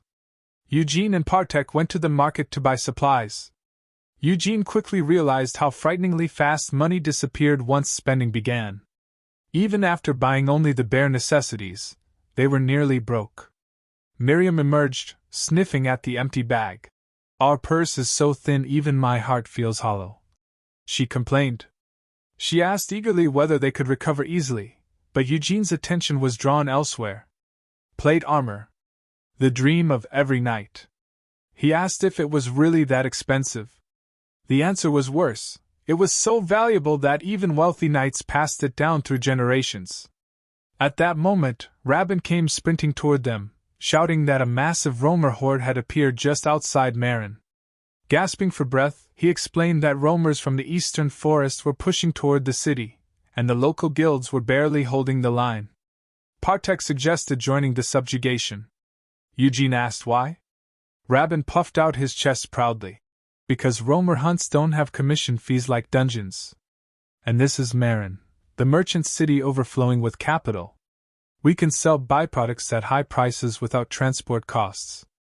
In other words, huge money. Eugene didn't hesitate. Let's go. As they prepared to leave, someone called out again. Eugene wondered why everyone seemed to be out of breath today. Grail approached and explained that the deputy manager had sent a horse. A jet-black mane, muscles sculpted as if by a god, a thoroughbred among thoroughbreds. Eugene asked if this was truly a gift. Grail nodded vigorously, clearly terrified. Yes. Absolutely. She wants nothing in return. Eugene accepted the horse, expressed his gratitude, and rode off immediately. Rabin stared. What do we do now? Partek sighed. We run. Even before reaching the outskirts, roamers were already visible. Eugene cut them down without slowing his pace. Miriam observed quietly. If roamers are already visible from here, this is a massive outbreak. Most of the guild members holding the front are probably already dead. Eugene considered that and smiled faintly. Good. He didn't like sharing his loot anyway. It had turned into a full-fledged war. A blonde-haired man, driven purely by the promise of treasure, charged forward recklessly. But the moment reality caught up with him, he turned around and fled. No matter how far he ran, escape was impossible. Before long, he was once again surrounded by a horde of goblins. Eugene arrived just in time and saved him from certain death. The man's personality resembled Rabin's, only more exaggerated. From that moment on, the blonde-haired man became an ardent admirer of Eugene. As usual, once they returned, he eagerly spread tales of the knight who slaughtered goblins without mercy. People demanded to know the knight's name. Jan Eugene. The name rippled through the crowd. It was the second time it had surfaced in the city. Soon, the entire city was chanting his name as if he were a god. From a high window overlooking the chaos, a man observed silently. He turned away and said, "The more his fame grows, the harder it becomes to control him." He was Louis Palin, the current mayor of Marin and the former representative of the Palin Trading Company. "Are you certain we should allow this to continue, my beautiful granddaughter Priscilla?" Priscilla, the deputy manager of the Palin Trading Company, replied calmly. "Of course. Everything will remain under control. In fact, I hope Sir Eugene becomes even more renowned. The higher he climbs, the greater the fear of the fall." She paused before asking, "Grandfather, do you happen to know what Jan Eugene has with him?" She was referring to Felid, the boy supplying the byproducts Eugene brought to the company. Her investigation had revealed that Felid was the illegitimate son of Sir Terwin. For reasons known only to them, this discovery delighted them. "We don't know what Sir Eugene is planning," Priscilla continued, "but he's clearly trying to secure a massive fund through business while sponsoring the illegitimate child of the Terwin family. If we secure Sir Eugene, we might be able to build a relationship with the future head of the Terwin family." Louis smiled at his granddaughter's analysis. "So you intend to buy off the knight who supports an illegitimate heir? In that case, I should send Sir Eugene a gift as well. As the mayor of Marin, it's only proper to reward a hero who solved our problem. I'll put your name down as a referral. Make good use of this opportunity." Priscilla thanked him and departed. Later that night, as she sipped her tea, she thought quietly to herself, "Those who thirst will always seek water. As a merchant, my role is simple: dig the well before the thirst appears. I'll wait until you drink from it without resistance or doubt." Eugene later visited her chamber to express his gratitude and to confirm whether she was indeed the deputy manager. She acknowledged it and invited him to sit. She regarded him as both a strikingly handsome man and a terrifying knight, someone capable of decapitating a troll with his bare hands. He was unlike any knight she had met before. The magnificent armor he wore was a gift from her grandfather, the mayor. She explained that it had been commissioned from the finest workshop in Marin. It was forged from a special steel made by mixing Elsic iron with ogre bones, granting it a hardness that even a dragon's fangs would struggle to pierce. When she asked how he found the gift, Eugene replied that he could rely on its sturdiness in the next dungeon's subjugation. He also thanked them for the excellent food and lodging they had provided. Glancing toward Partek and Rabin, he remarked that since they were now in good condition, he expected better results going forward. He added that he felt undeserving of such a reward and was deeply grateful. That was when she attempted to present her proposal. But Eugene stood up. "I'll be taking my leave," he said calmly. "I'm quite busy." She was too stunned to respond. No one had ever dismissed her like that. As Eugene reached the door, he added, "I'll visit again after subjugating the dungeon in Terwin territory. Next time, my contract will be limited strictly to byproducts, so this may very well be farewell. I'll be focusing on collecting mana crystals." He turned to leave. "Wait!" she shouted. "Isn't there something else we should discuss?" she demanded. What could there be? Eugene replied. She dropped all pretense of politeness. I won't allow you to feign ignorance any longer. There's a limit to that.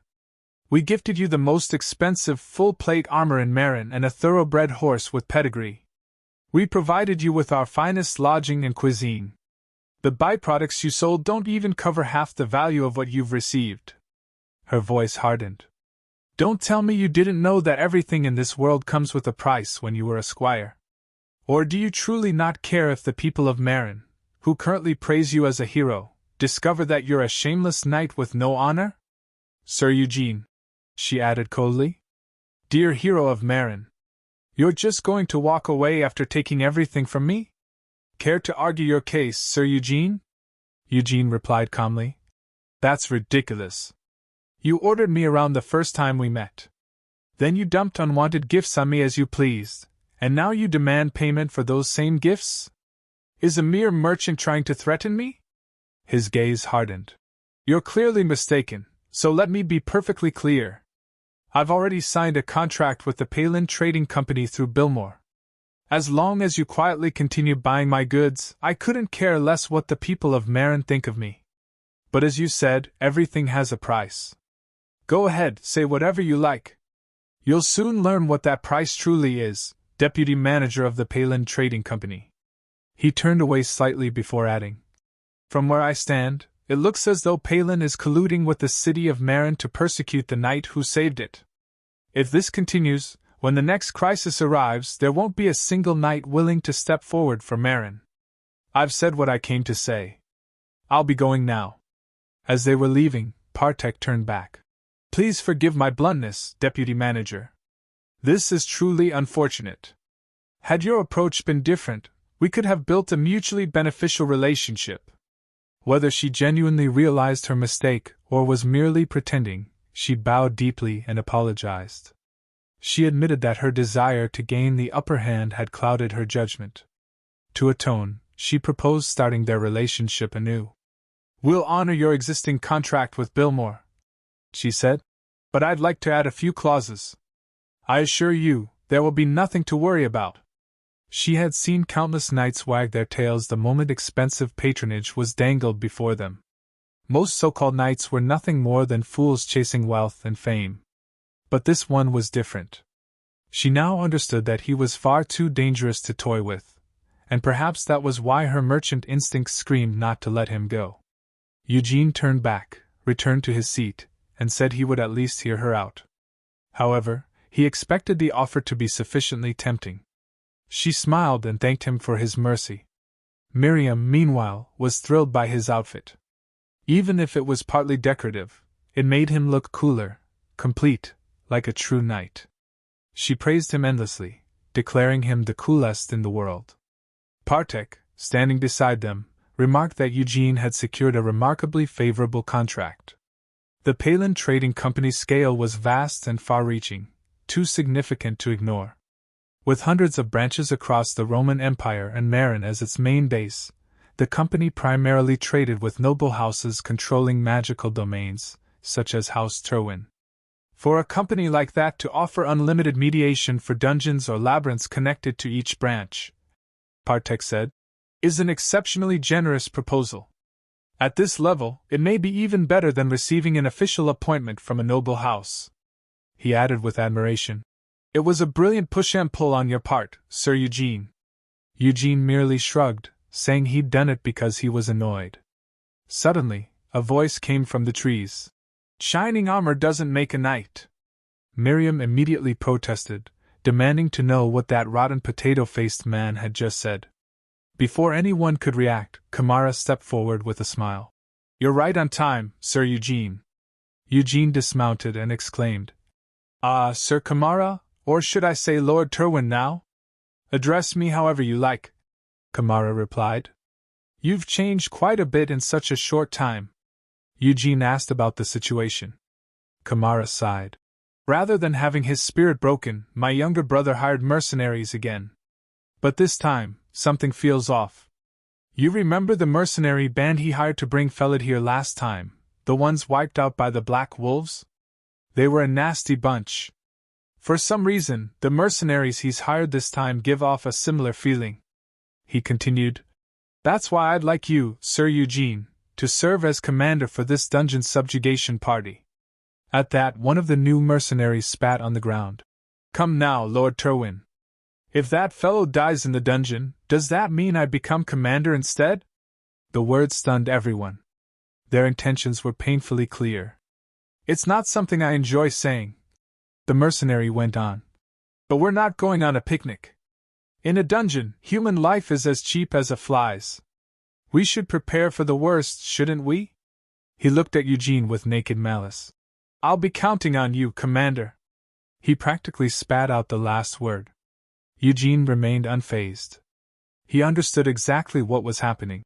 "Not a bad idea," he said. "If I die, we'll let Baldy over there play commander in my place."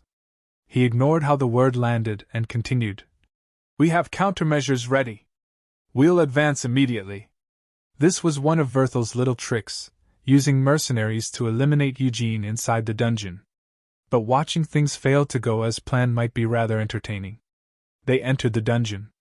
Eugene moved to the front, taking on the majority of the monsters himself and leading the party forward. This did not go unnoticed by the bald mercenary. So his reputation wasn't empty bragging, the man thought. He's doing the work of 100 men alone, standing at the very front. Compared to him, my mercenaries are practically spectators. It's like having a massive shield right in front of you. He narrowed his eyes. "I'll wait for the perfect opening."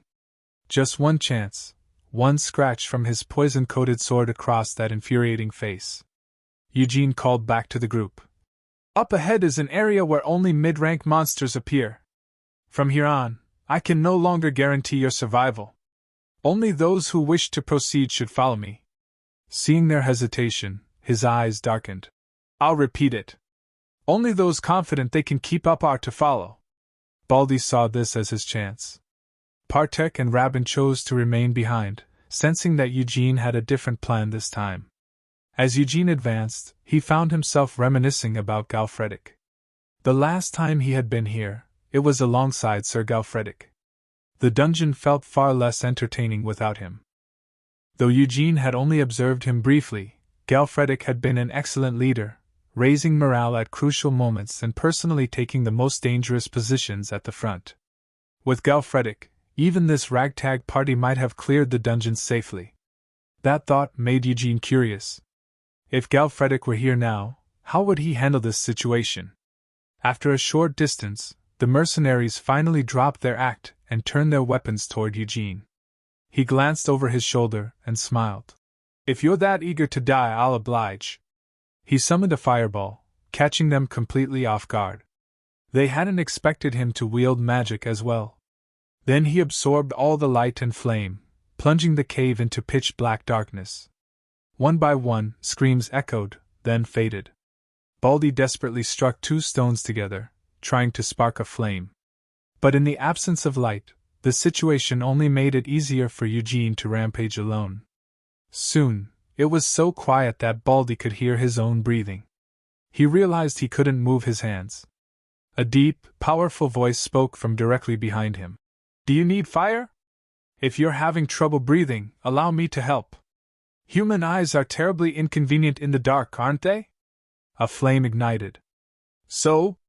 Eugene continued calmly. "Can you see more clearly now? Can you tell who was hunting, and who was being hunted?" In that moment, Baldy understood what his future looked like. And it wasn't going to last long. Eugene returned from the dungeon. Kamara rushed over at once to confirm whether the rumors were true.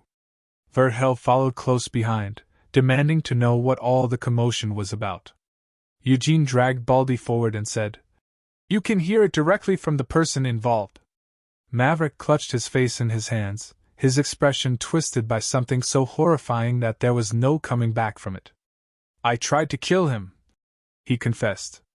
"I tried to kill Jan Eugene, on Verhel Terwin's orders." Verhel smiled calmly. "This man has clearly gone mad and is spouting nonsense." But Kamara wasn't buying it this time. "Just how far are you planning to go?" he demanded. Verhel snapped back. Kamara, you're the one who needs to come to your senses. Are you really going to believe the words of someone who has obviously lost his mind? He crouched in front of Maverick. Isn't that right, Sir Maverick? Why don't you stop babbling nonsense and explain things properly, Maverick stared blankly, as if trapped in a trance. What exactly did I try to do? How could I dare raise my hand against my lord? Trash like me deserves to die.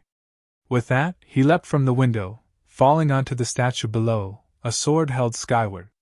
Verhel immediately tried to explain. You see? He's gone mad after witnessing someone being torn apart like paper by a monster.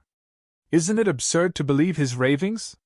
Kamara replied, his voice filled with disbelief. What I find strange is how relieved you sound that someone died, Verhel. Verhel had no answer for that. He turned toward Eugene instead, trying to change the target. You're no different, Jan Eugene. Do you have no pride as a knight? You dare slander me with such absurd, paranoid delusions? Eugene met his gaze without flinching. Verhel, on your honor as a knight, are you truly innocent? Of course. In that case, Eugene declared. Verhel Turwin, I hereby demand a trial by combat against you, staking both your knightly honor and mine upon the truth. The trial by combat was held in the front yard. Citizens gathered in droves to witness the duel between the second son of House Turwin and the newly risen knight. The two took their stances and clashed swords. As they fought, Eugene couldn't help but think how he had been chased by a wretch like this for over a decade. The bitterness welled up inside him, and he spoke it aloud. Verhel didn't understand what he meant. Their blades collided again and again, until Verhel finally lost control and his sword flew from his grasp. Eugene could not bring himself to kill him so easily. He stepped back and ordered him to retrieve his weapon. Verhel's swordsmanship was by no means poor. But now, even someone ignorant of the blade could see it clearly. Jan Eugene was overwhelmingly stronger. As Eugene prepared for the final strike, Ramana stepped between them and ordered the duel to stop. Eugene told him to step aside. The duel was not yet over. But Ramana declared, I cannot stand by and watch my brother die by your hand. Verhel Turwin is no longer capable of fighting and therefore cannot prove his claim through combat. I declare Jan Eugene the victor. Verhel protested that he could still fight, but his brother looked at him with concern. Enough. The match has already been decided. As a knight, you should acknowledge your crimes and repent in prison. Verhel snapped. Consumed by rage, he grabbed his sword and charged at Eugene. Before he could even register what happened, his head rolled across the ground, separating from his body. The last thing he heard was Eugene's voice. You should have accepted the chance your brother gave you, before you lost your life. Eugene left with his mercenaries in tow. Ramana could do nothing but grieve for his foolish brother. Later Miriam sighed. What a pity! Eugene asked. What is? Well, she said, Baldy was the first familiar you ever made, and you used him only to force a confession before discarding him so cleanly. Not really, Eugene replied calmly. His mind was too weak. He couldn't even endure becoming familiar properly.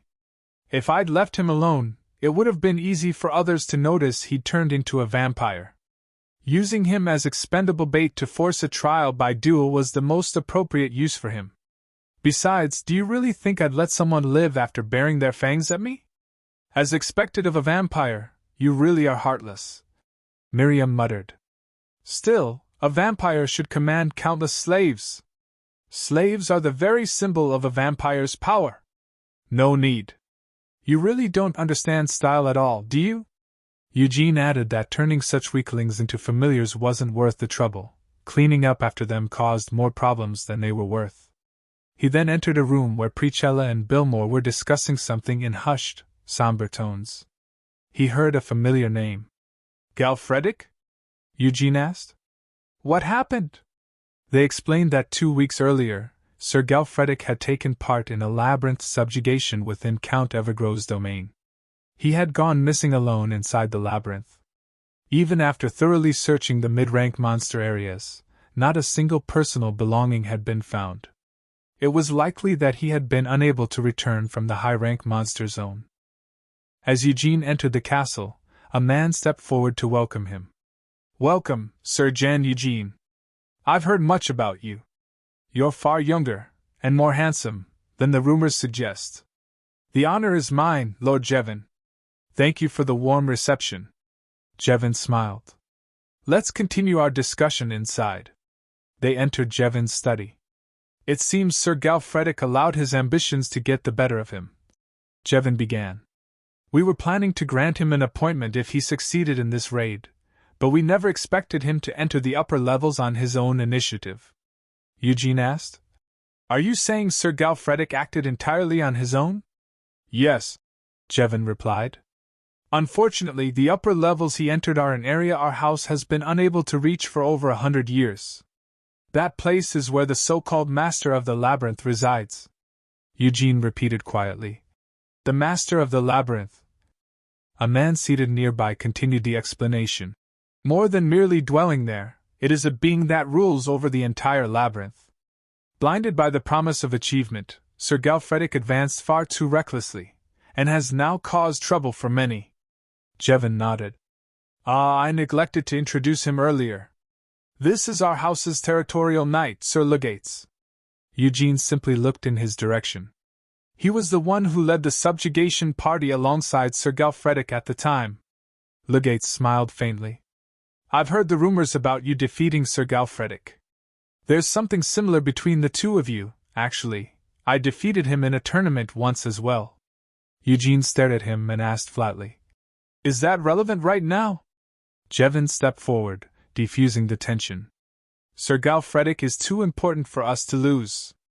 I've also heard that you share a deep friendship with him." Eugene felt a touch embarrassed but didn't deny it.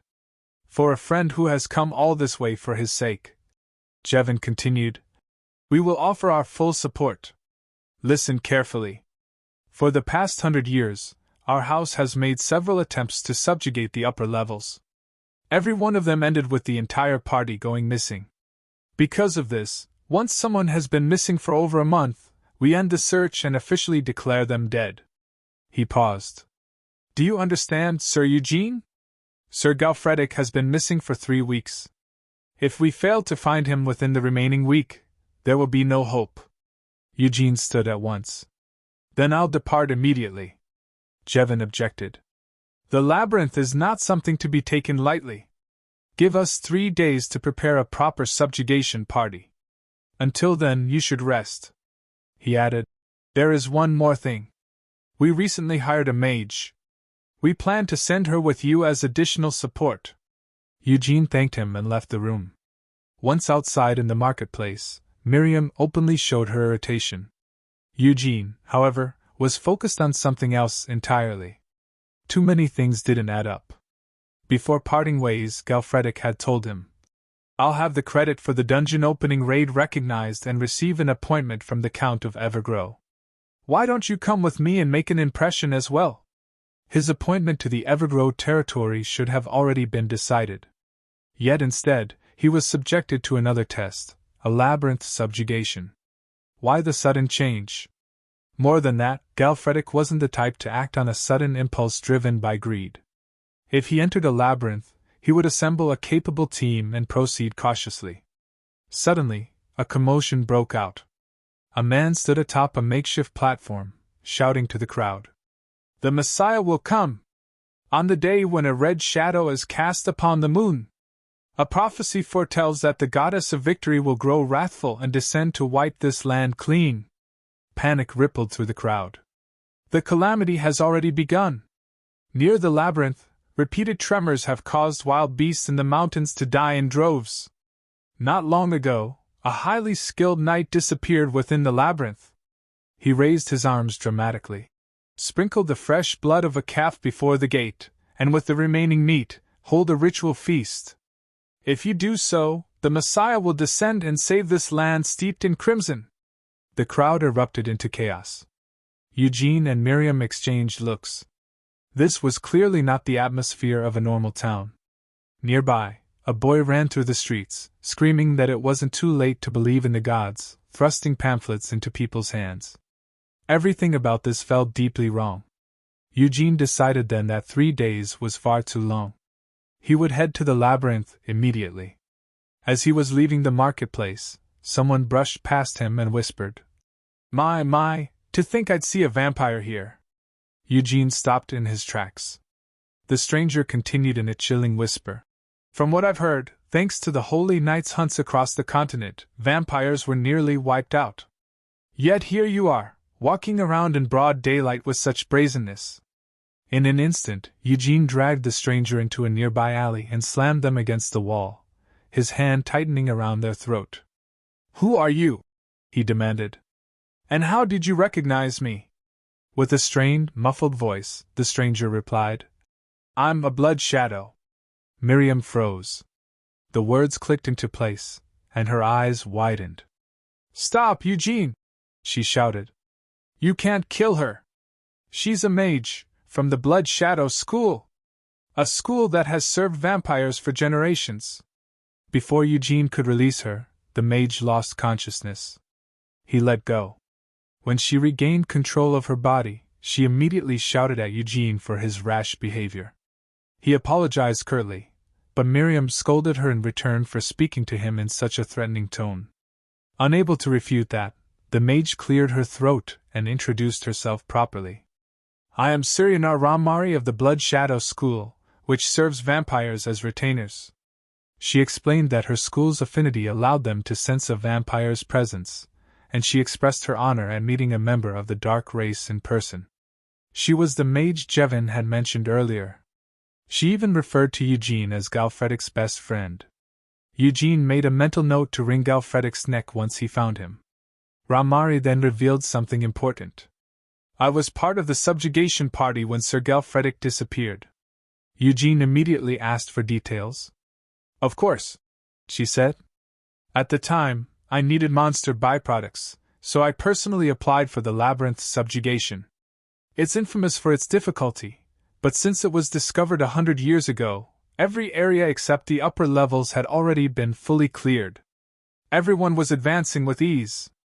She paused. "That doesn't mean there were no casualties.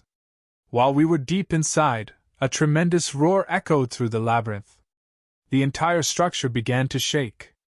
The ground beneath me collapsed. I was about to fall, but Sir Galfredic, who was guarding the rear, saved me and fell into the depths below in my place. Thanks to him, I barely escaped." She lowered her gaze. "Everyone believed the earthquake occurred because Sir Galfredic opened the door to the upper levels. I survived because of him. That's why I'm telling you everything, as his best friend." Jevin's story didn't align. There were only two possibilities: either Jevin had lied, or someone had twisted the truth along the way. Ramari continued, her voice trembling. "There's something else. In the depths where Sir Galfredic fell, I saw an enormous eye drawn on the ground." Eugene's expression hardened. "It was the same eye depicted on the flyers. Someone was sacrificing humans and praying to that giant eye, deep within some underground tunnel. 3 days later, everything was prepared for the expedition into the labyrinth. Legates remarked that it would be better if there were no need to transport a corpse. Eugene countered immediately, saying that Galfredic was not someone who would die so easily. Eugene had planned to enter the labyrinth long ago. Now that he knew Galfredic's disappearance was no accident, he needed to observe this man's movements up close. He trusted his friend enough to believe that he could survive 3 more days. The Templars approached Eugene and introduced themselves, expressing their respect. Legates noted that Templars usually followed the will of the gods, and it was rare for them to take an interest in an individual knight. As they prepared to enter the gate, Eugene asked Partek to step aside for a moment. The labyrinth was an astonishing place, saturated with water element energy. Unlike a dungeon, it was an artificial space designed so that, at the very least, survival was possible. Even so, monsters still roamed within. If the worst were to happen, hiding in a labyrinth like this and continuing to live might be. Eugene's thoughts were interrupted by Legates. "This certainly is a fitting place for evil things to lurk and hide, don't you think?" Legates added that Eugene's abilities were exceptional, as not a single person had died on their way here. Eugene ignored the remark and asked how much farther it was to the place where Galfredic had disappeared. There's no need to be so impatient, Legates replied. Didn't you say you trusted Sir Galfredic? For now, the one you should trust most is me. Haven't I already told you? House Evero has fully grasped the traps within this labyrinth. And yet there are still casualties every time, Eugene said. Legates laughed, his tone oddly unsettling. Think of them as offerings, made in the hope that we'll make it through this labyrinth alive. Suddenly, a deep rumble echoed through the labyrinth. Legates warned everyone to prepare themselves, explaining that the labyrinth's layout was shifting. This was the section where the walls constantly reconfigured, and where the shortcut to the upper levels lay. The ground beneath Eugene began to sink. No one followed him, except the mage. Eugene asked where exactly this shortcut was. Legates smiled mockingly. Right there. So it wasn't a naturally occurring earthquake after all. Galfredic had been framed and trapped in a mechanism this bastard had already anticipated. Then what, exactly, was his goal? Ramari was the first to see it. Galfredic was bound to a cross, his body covered in blood. Eugene rushed to his friend and confirmed that he was still alive. If they could get him out and treat him immediately.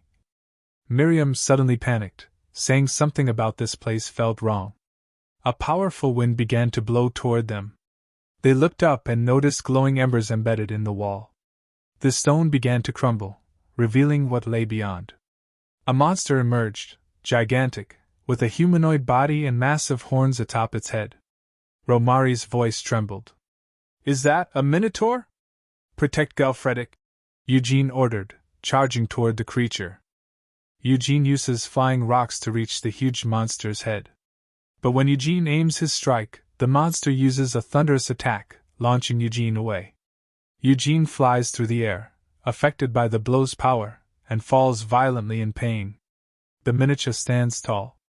Its weapon radiates dark energy, ready to destroy them. Eugene clings to the wall, watching the monster's movements cautiously.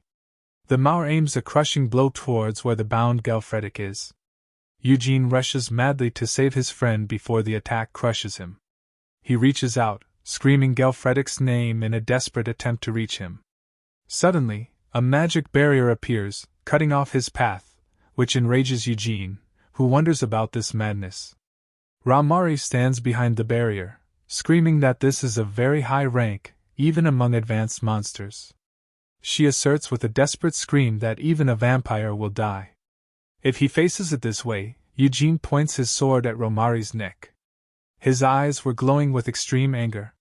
He tells her sharply that she has completely crossed the line with this interference. Ramari apologizes while trembling, but insists on her stance that she won't stand idly by watching a vampire run towards his doom, confirming that attacking such a monster blindly means zero chance of victory. Sarano advises Eugene to assess the situation calmly and rationally right now if he truly wishes to save Sir Galfredic. She questions with shock and disbelief the presence of a miniature in this place, pointing out that the maze shouldn't be massive enough for one, as she believed the worst they might face was a cyclops. Eugene glares around his features, filled with anger and tension amidst the electrically charged atmosphere. Legates suddenly intervenes with a sarcastic comment, feigning surprise at the witch's ability to use earth magic. He continues his provocative speech directed at Eugene. Legates reveals his malicious intentions, claiming that Eugene didn't actually want to save his friend, hinting that events moved too quickly last time, all while his followers surround him. Eugene realizes the shocking truth, confirming that Legates is the bastard responsible for Galfredic's deterioration and his current miserable state. Legates admits with cold provocation that he arranged this meeting specifically because he felt Eugene missed his close friend so much. Legates lays a hand on Eugene, calling him incredibly rude, unlike what he had heard, but Eugene catches him off guard, gripping his hand with sudden force and ripping the glove off. Ramari notices the strange energy, and Eugene immediately realizes that the monstrous strength Legates displayed does not belong to him. Ramari warns Eugene loudly that the mark on Legates' hand has a magic that allows for the transfer of power. Ramari explains that this magic was originally used to transfer power between humans, but became completely forbidden after people began transferring powers from non-human entities. Lugates mocks the term forbidden magic, considering it merely a cowardly play on words invented by those who wish to hoard power for themselves. He arrogantly declares that they are the chosen ones who will survive when despair befalls the world. Eugene understands the matter clearly, deducing that Lugates borrowed someone else's power to defeat Galfredic, then boasted about it before him as if it were his own skill. Eugene's eyes gleam with rage, vowing to teach Lugates his true place. And standing, Eugene rushes in with a lightning-fast attack, and the forces collide, causing a thunderous explosion of energy. Ramari is terrified by the immense power being emitted, wondering in astonishment if an ordinary vampire could release this kind of energy. Lugates smiles with savage confidence, announcing that hiding his power wasn't a bad move. While delivering a powerful blow, Eugene takes the hit in utter shock, unable to believe what is happening to him.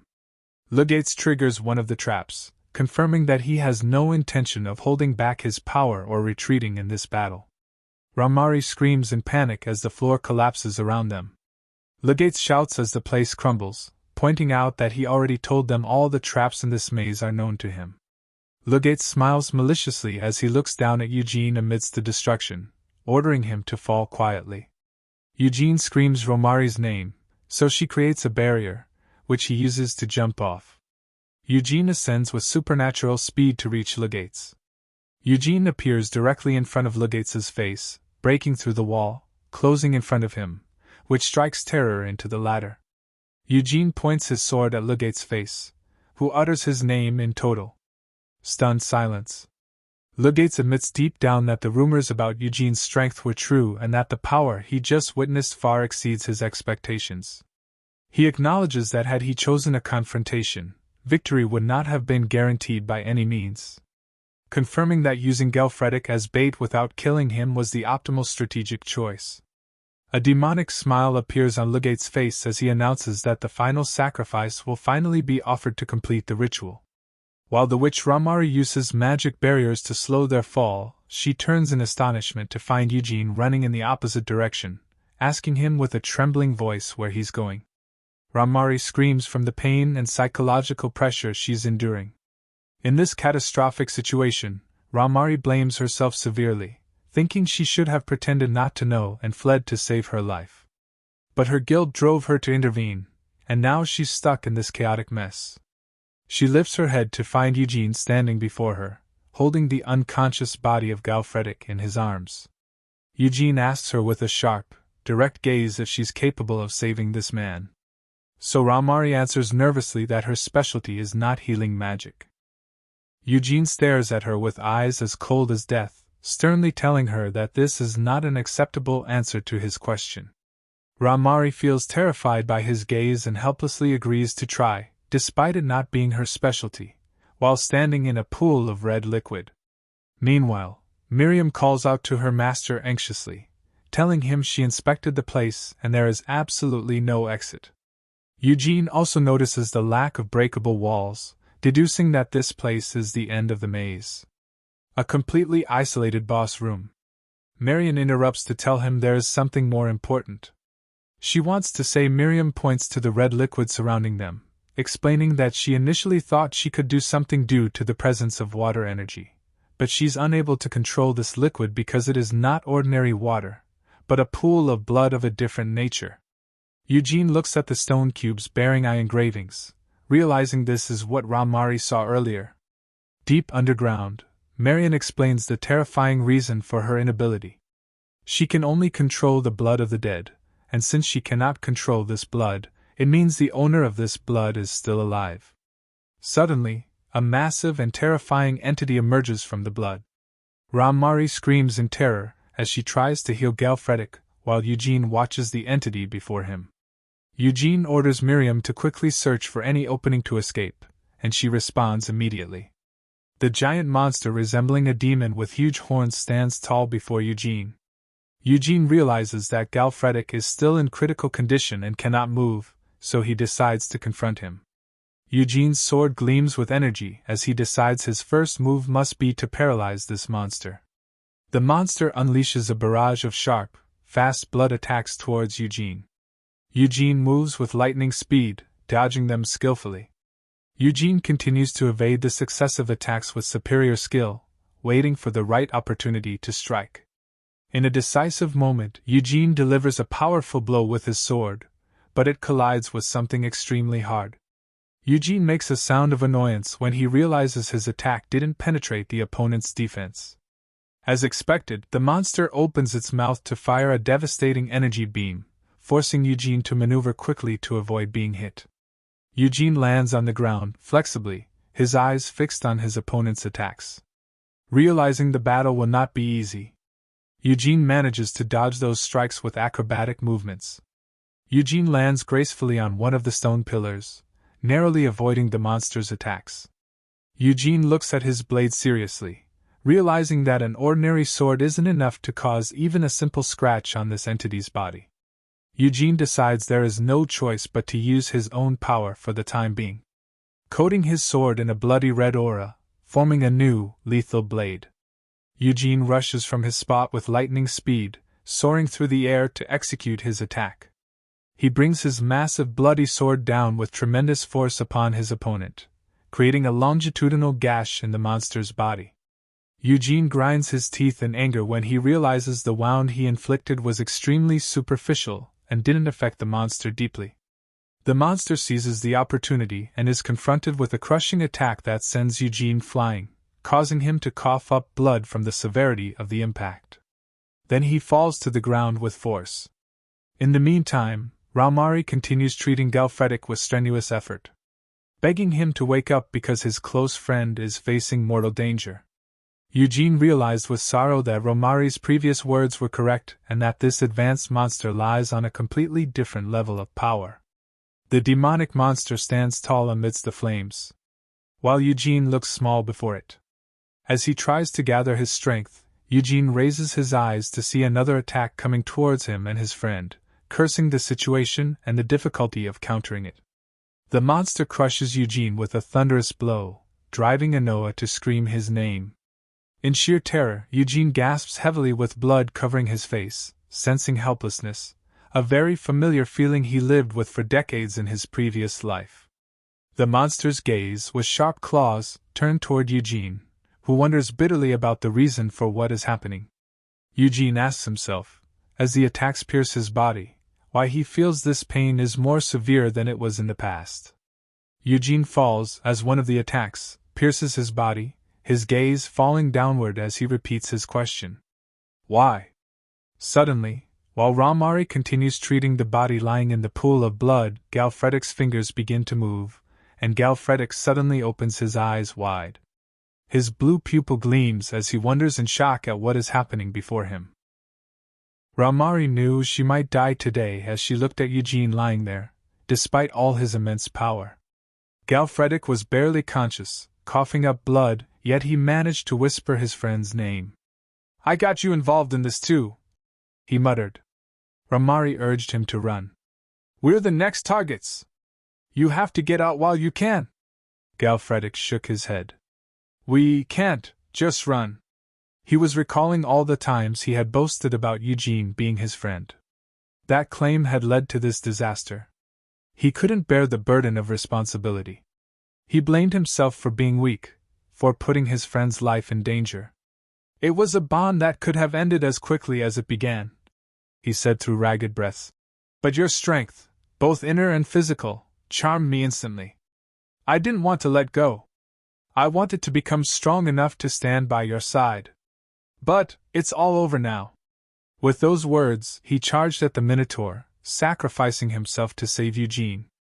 As the spikes tore into him, he smiled faintly, whispering, "If I am ever reincarnated, may I be reborn as a knight who serves you, my friend." At that exact moment, Eugene's eyes snapped open. The pure rage coursing through him triggered a profound transformation. Raumari stared in disbelief. She noticed the blood puddles around them reacting to Eugene's power. He was no ordinary vampire. Something historic was unfolding before her eyes. Eugene charged at the monster. As he did, the blood puddles suddenly began to recede. Ramari realized that the Minotaur, despite being a high-ranking monster, was healing far too quickly. It was as if magic was actively restoring it. Critical injuries healed instantly whenever one of the eyes opened and the blood puddles diminished. Her shock turned to horror. Is this labyrinth using blood as an ingredient to heal the monster? Eugene struck one of the eyes on the wall. Blood began flowing from it. He already understood the truth. The Minotaur was not the true master of this labyrinth. The hundreds of people who had gone missing, the carefully constructed labyrinth environment designed for long-term human survival, they had all been devoured by the labyrinth itself. The entire labyrinth was a god. The chosen ones, outside, were chanting to awaken it, offering sacrifices and worship. God hath been enraged. He decrees that this land be eradicated. The only one who can stop this is the Messiah. Messiah, come forth. Bring forth the reign of salvation and mercy to this land. The blood puddles inside vanished completely. A mechanical device began to unravel, and an eye opened on the Minotaur's chest. Instead of attacking, the Minotaur lifted into the air and escaped the dungeon. A high-ranking monster leaving a dungeon was unheard of. Ramari froze. There was a town nearby. This was going to be a disaster. Miriam returned after finding an exit, only to be shocked by a gaping hole in the ceiling. She stared at Eugene, and all words left her. She couldn't speak, overwhelmed by the sight of his transformed form. Eugene approached Galfredic, lying dead on the spikes. Ramari couldn't believe her eyes. She had never seen a vampire mourn a human life. Ramari asked Eugene if he had ever heard of the original vampires. Origins are the highest ranked and most noble among vampires. I didn't realize it when I first met you, she said quietly, but I see it now. You possess the blood of an origin vampire. She hesitated, then continued, There's something else you should know. An origin can resurrect someone who has recently died by turning them into their subordinate. I'm sure you already know how. Eugene nodded. Of course he did. He had tried it once before, when he bit Baldy in the dungeon. But Baldy's mind couldn't endure it, and he had gone mad. That's how most humans react, Ramari said. However, Sir Galfredic might be different. My master once told me that if a person with strong mental fortitude takes in an origin's blood, they can retain their sanity, and even their abilities from when they were human. She looked at Galfredic's body. I believe it's worth trying. But there's a risk. He's an honorable knight. He may see being given a second life as a vampire as an insult. If that happens, he could turn on us. She stepped back. The decision is yours, Eugene. Eugene hadn't known Galfredic long enough to be certain of his views on vampires. But as memories flooded back, his enthusiasm, his stubborn sense of justice, he realized he had no other choice. He leaned down and sank his fangs into Galfredic's throat. Instantly, Eugene felt something go wrong. His blood surged into Galfredic far too quickly, and he found he couldn't pull away. An ominous voice echoed inside his mind. Commencing the inheritance ritual, the subject is now the Lord's possession. Under the ritual of blood, the subject's soul shall belong to the Lord. All of the subject's powers shall also belong to the Lord. This is the inheritance. A merciless crimson light erupted from Galfredic's body. Meanwhile, the Minotaur was wreaking havoc in the town. People fled in terror, scattering in every direction. Lugates stood atop a building, smiling as he watched the chaos unfold. At last, his prayers and sacrifices had borne fruit.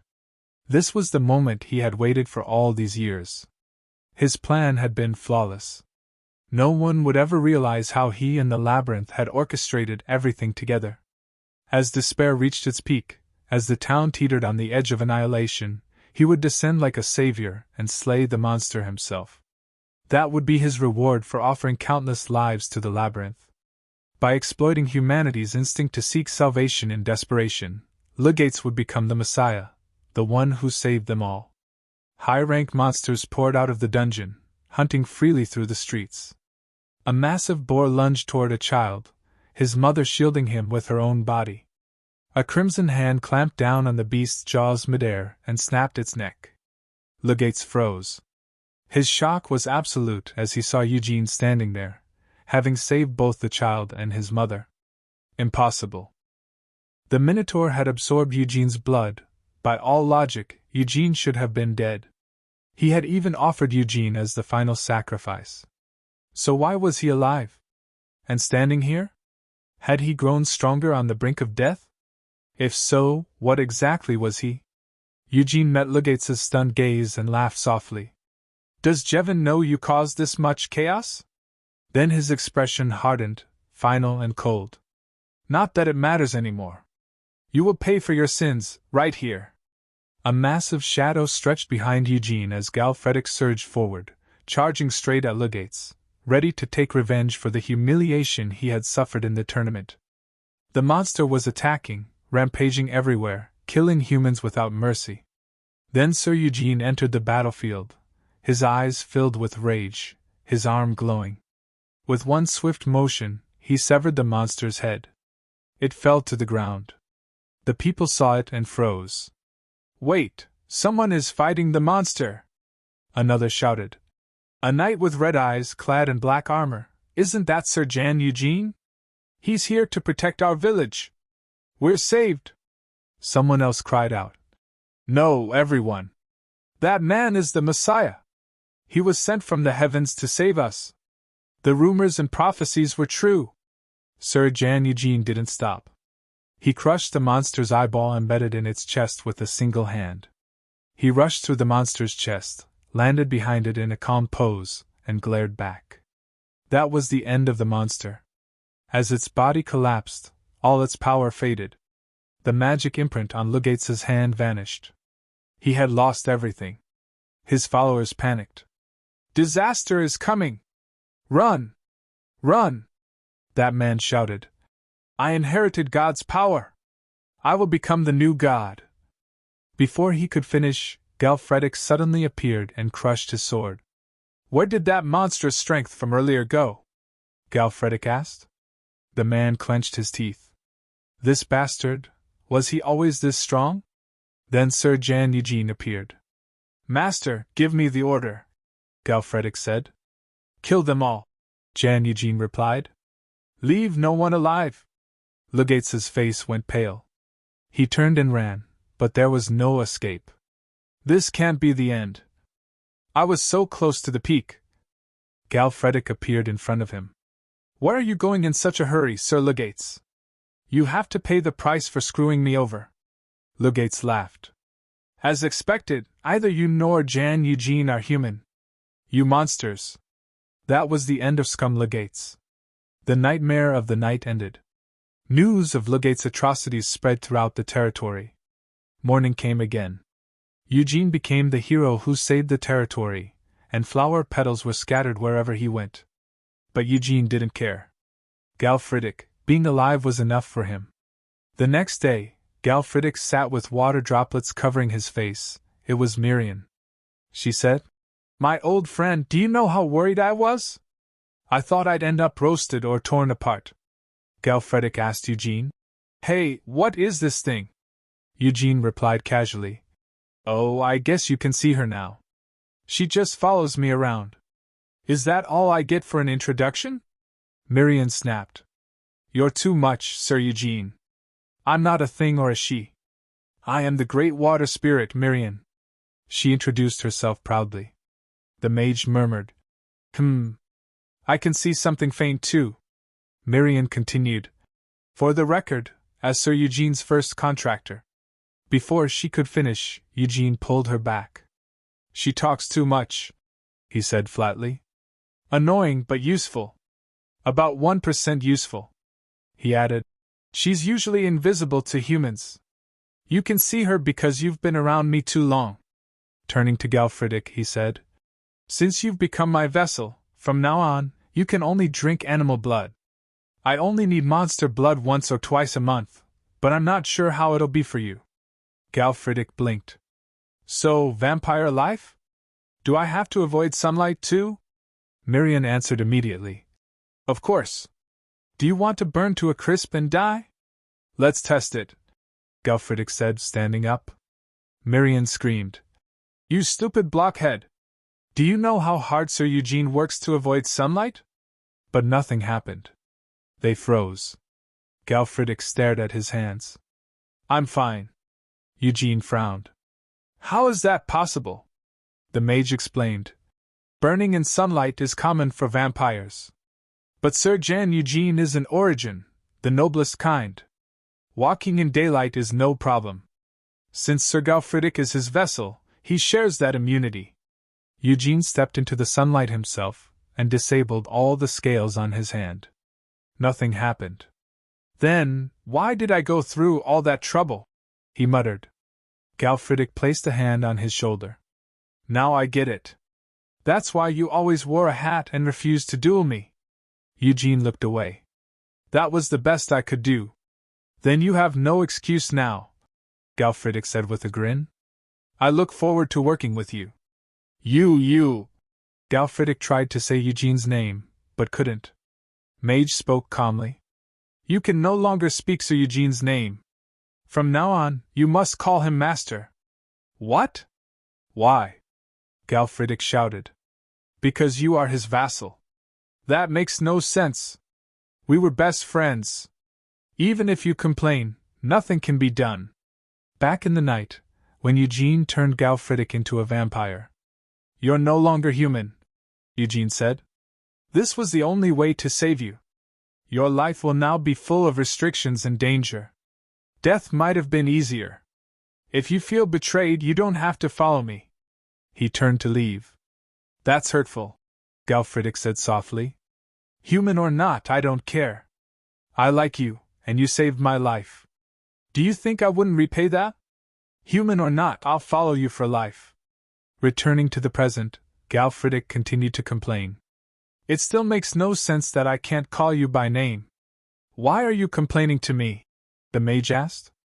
Eugene smiled. Maybe I should sew that mouth shut later.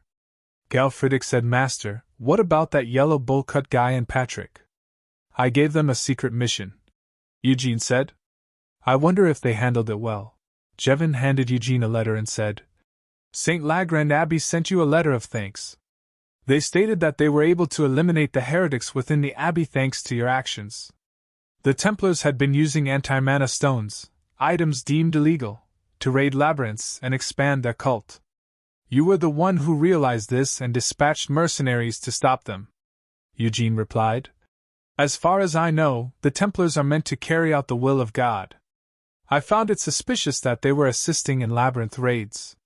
With all the ominous rumors about the end of the world, I wondered what kind of oracle they might have received from God to justify such actions. Jevin remained silent for a moment before taking a seat. When he finally spoke, his voice was heavy. House Evergrove sponsors St. Lagrand Abbey. They were considered trustworthy. If we had remained ignorant of this heretical organization, our family's honor might have been irreparably stained. On behalf of House Evergrove, I thank you. The people here hold you in great esteem. Please accept their praise and welcome. Eugene rose from his seat, preparing to take his leave, and said he was glad to have been of help. Jevin stopped them briefly. Ah, yes, welcome back, Sir Galfridic. I'm relieved that your friend is safe. With that, the meeting came to an end. Later, Galfridic was drinking with his old friends at a bar. He thanked his master and introduced Eugene to everyone present. His friends stared at Eugene with eager eyes and asked if they could work for him as well. No, thanks, Eugene replied simply. They groaned about how cold-hearted he was, while Galfridic was quietly adjusting to life as a vampire. The beer he once loved now tasted dull and lifeless. Rabin watched him for a while before finally asking why his eye color had changed.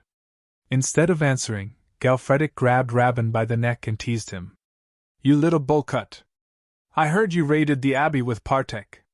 Are you sure Partek wasn't just being nice to you? Rabin struggled under Galfridic's massive arm and protested loudly, insisting that he was a proper mercenary now and not to be underestimated. Leaving the two to their mischief, Partek turned to Eugene. That said, it was impressive how you uncovered the truth about the abbey. Even Lord Jevin looked genuinely surprised. Eugene smiled faintly and replied smugly. Is that so? I wonder what really shocked him. Do you truly believe the Abbey sent me a letter of thanks out of genuine gratitude? Are you saying Sir Legates was used as a scapegoat? Partek asked. To be precise, I allowed it, Eugene answered calmly. I only told you to arrest the Templars, not the Abbey itself. Partek looked confused, so Eugene continued. If we had exposed the Abbey and stained House Evergrow's honor, they would have come after me relentlessly. But if I leave them an opening, all they need is a single person to blame. Partek finally began to grasp the situation. I assume it was Lord Jevon alone who arranged this, Eugene added. After a brief silence, he told Partek that they would be leaving that night, quietly. The following morning, Eugene's party was being chased, just as he had expected. Their pursuers were targeting the hooded rider on horseback. Sir Legates may have been a criminal, but he had been Lord Jevon's favored knight on the estate. Jevon was furious that he had been denied the chance to punish Legates himself, since Sir Galfredic had killed him. To Jevon, that was a direct insult and a stain on his honor. The attackers lunged at the hooded figure, aiming to scar that beautiful face, only to realize too late that it wasn't Eugene. It was Partek dressed in Eugene's clothes. In the next instant, Eugene appeared behind one of them and cleaved his head off. He ordered his entire party to halt. The pursuers suddenly found themselves surrounded instead. Galfredic dismounted and praised Eugene's improved swordsmanship.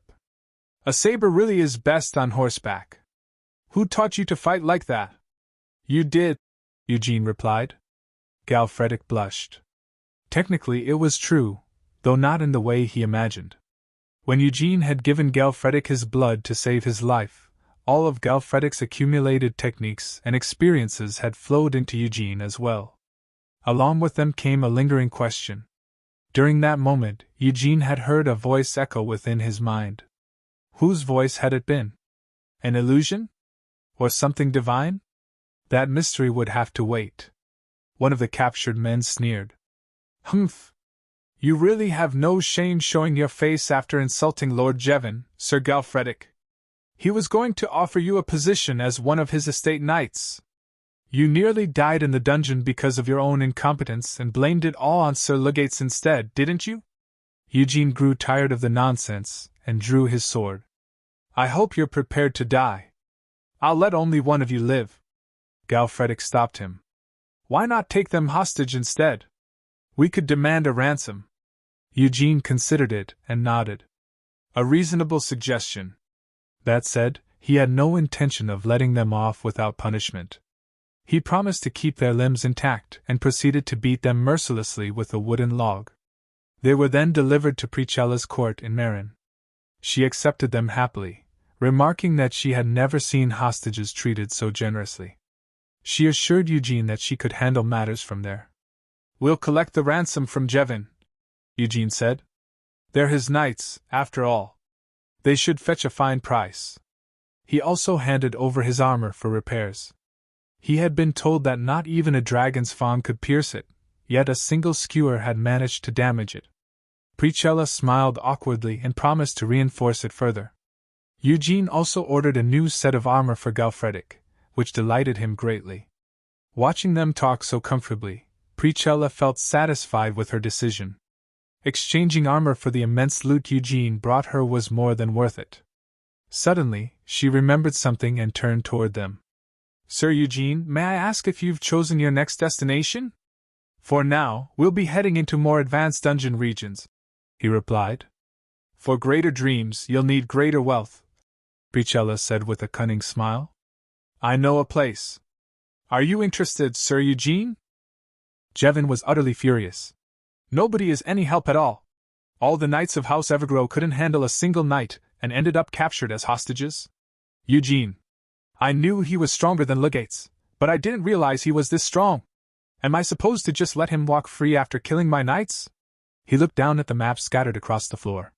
Now that I think about it, he came here under the Palin Trading Company's recommendation. I assume his next destination is another demon realm contracted through them. That leaves only one option. A devilish smile crept across Jevon's face as he realized Eugene's likely destination, Philia, on the Karlsbagen Peninsula. On the ship, Galfredik and Eugene stood on deck, enjoying the cold sea breeze. "Master, did you hear?" Galfredik said. "Karlsbagen has almost no influence from the Kaler Central Church. Marquis Archibald, who ruled the peninsula, turned out to be a cult member. He fell from power after becoming too despotic.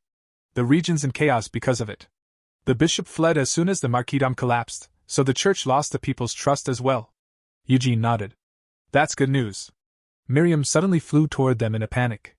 "Someone's dying over there!" They followed her pointing finger, only to find a seasick mage violently emptying his stomach. Galfredik walked over. "If you get this seasick, why did you come with us?" The mage weakly pushed himself upright. "Well, I thought my magic could assist the noble origin." Galfredik narrowed his eyes. "That's not the real reason." The mage sighed and confessed. "I need monster materials to create a chimera. It's my faction's ultimate goal, to research and produce our own chimera. But I'm not lying about wanting to help. I swear on my faction and my magic." Galfredik summarized bluntly for Eugene. "He's saying don't throw him off the ship." Trying to change the subject, the mage pointed at Miriam. "More importantly, shouldn't the spirit explain herself? A spirit forming a contract with a vampire?" Miriam answered lazily from Eugene's shoulder. "Eh? Why wouldn't I? I get to travel and collect gold. A spirit that likes money? Huh! If you're going to badmouth me, at least pay first." No one bothered interfering with their argument. "Well," Galfredik said with a shrug, "everyone has their own purpose. They just recognize how great you are. I bet your mercenary friends saw it too." Then he turned to Eugene. "So what's your purpose? You've never told me seriously." "My purpose," Eugene murmured. "Two things, remembering and revenge." He needed to recover his lost memories to understand who he truly was, and grow stronger with scarlet mana crystals so he would never die helplessly again. The Kaler Kingdom's Central Church and the paladin who once killed him were relentless hunters of vampires. He could never lower his guard. Galfredik studied him for a moment. When Eugene fell silent, he said, "You don't have to tell me everything.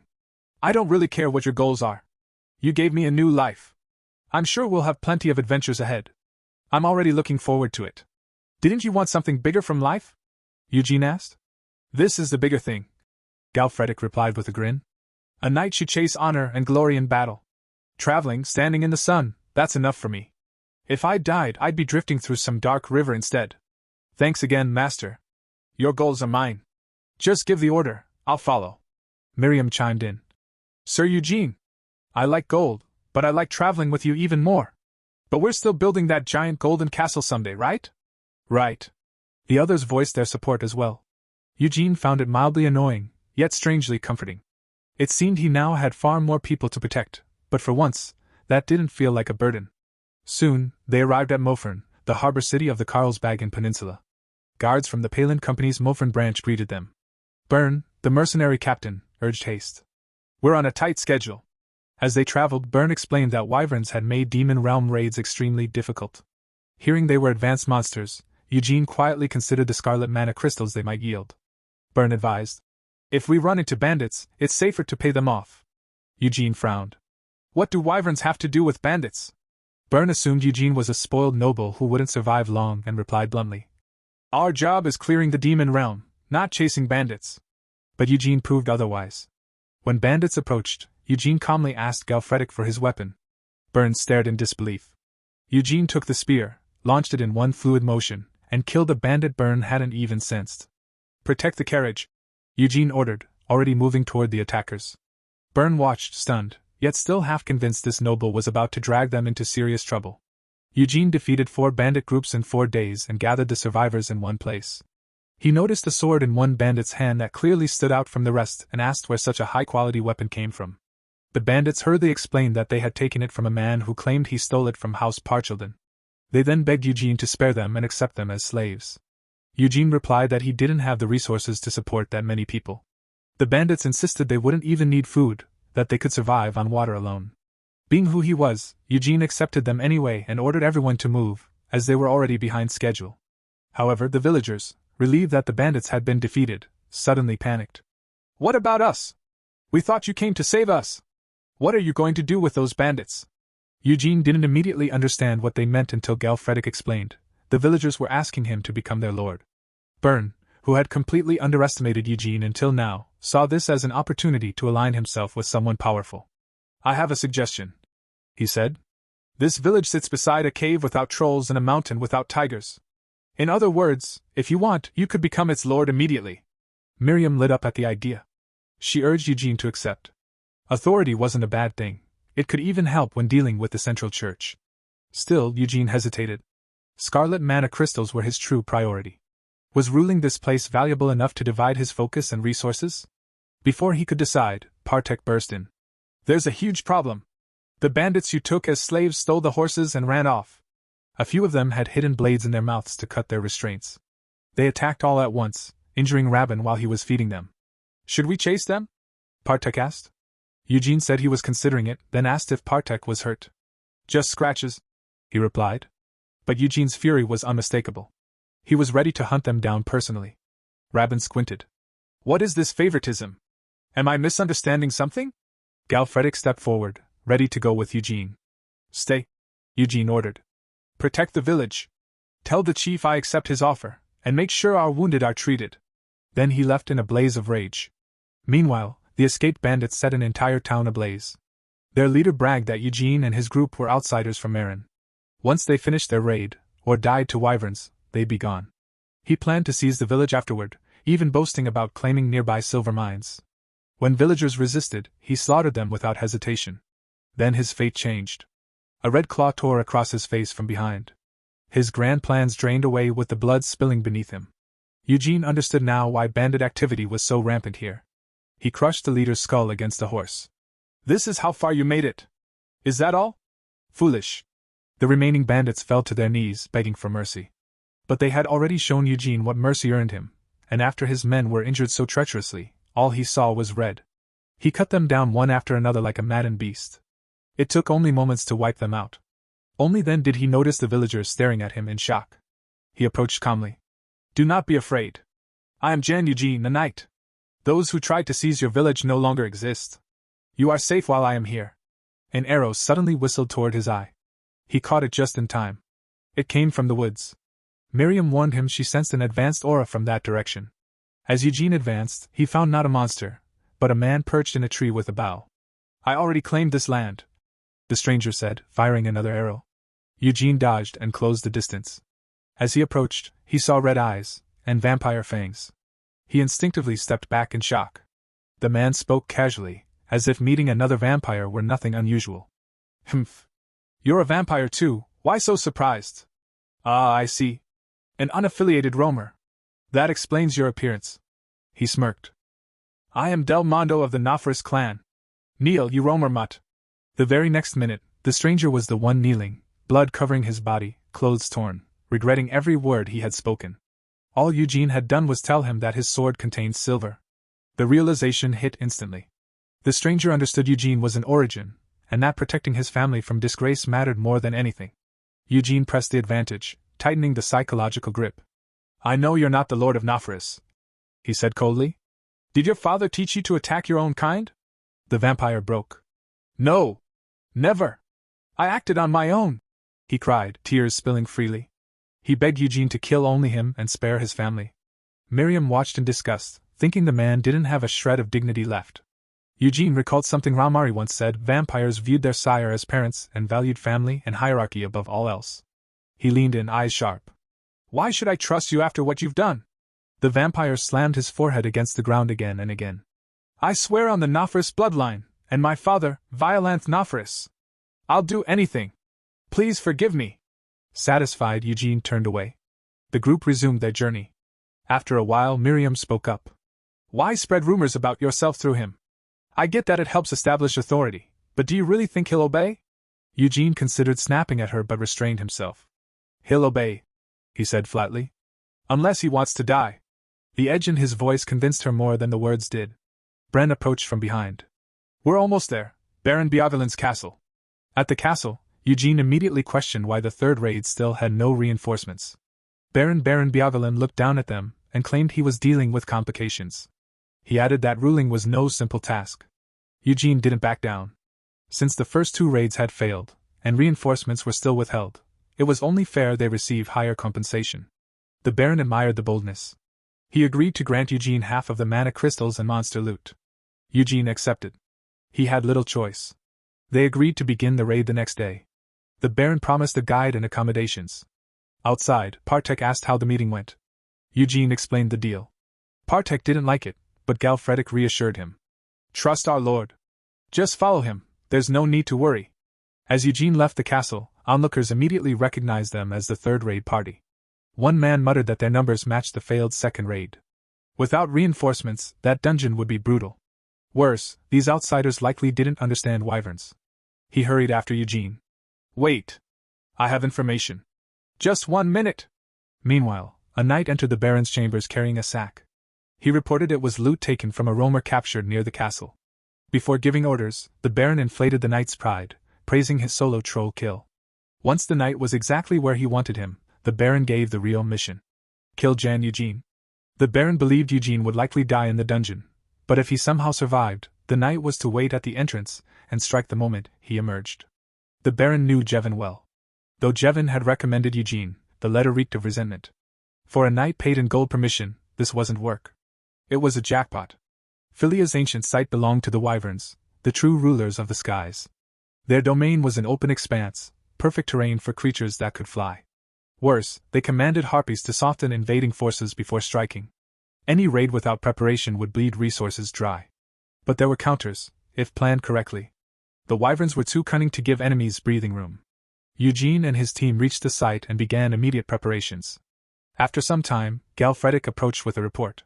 About 40 fighters were combat ready. He selected capable captives to reinforce the ranks, while the weaker ones were assigned as porters. Partek and Byrne's mercenaries formed a defensive unit to guard Ramari and the equipment. Most importantly, their temporary base was complete. Eugene nodded. We camp here tonight. We enter at sunrise. Morning came fast. As they advanced, some of the newly recruited captives muttered doubts.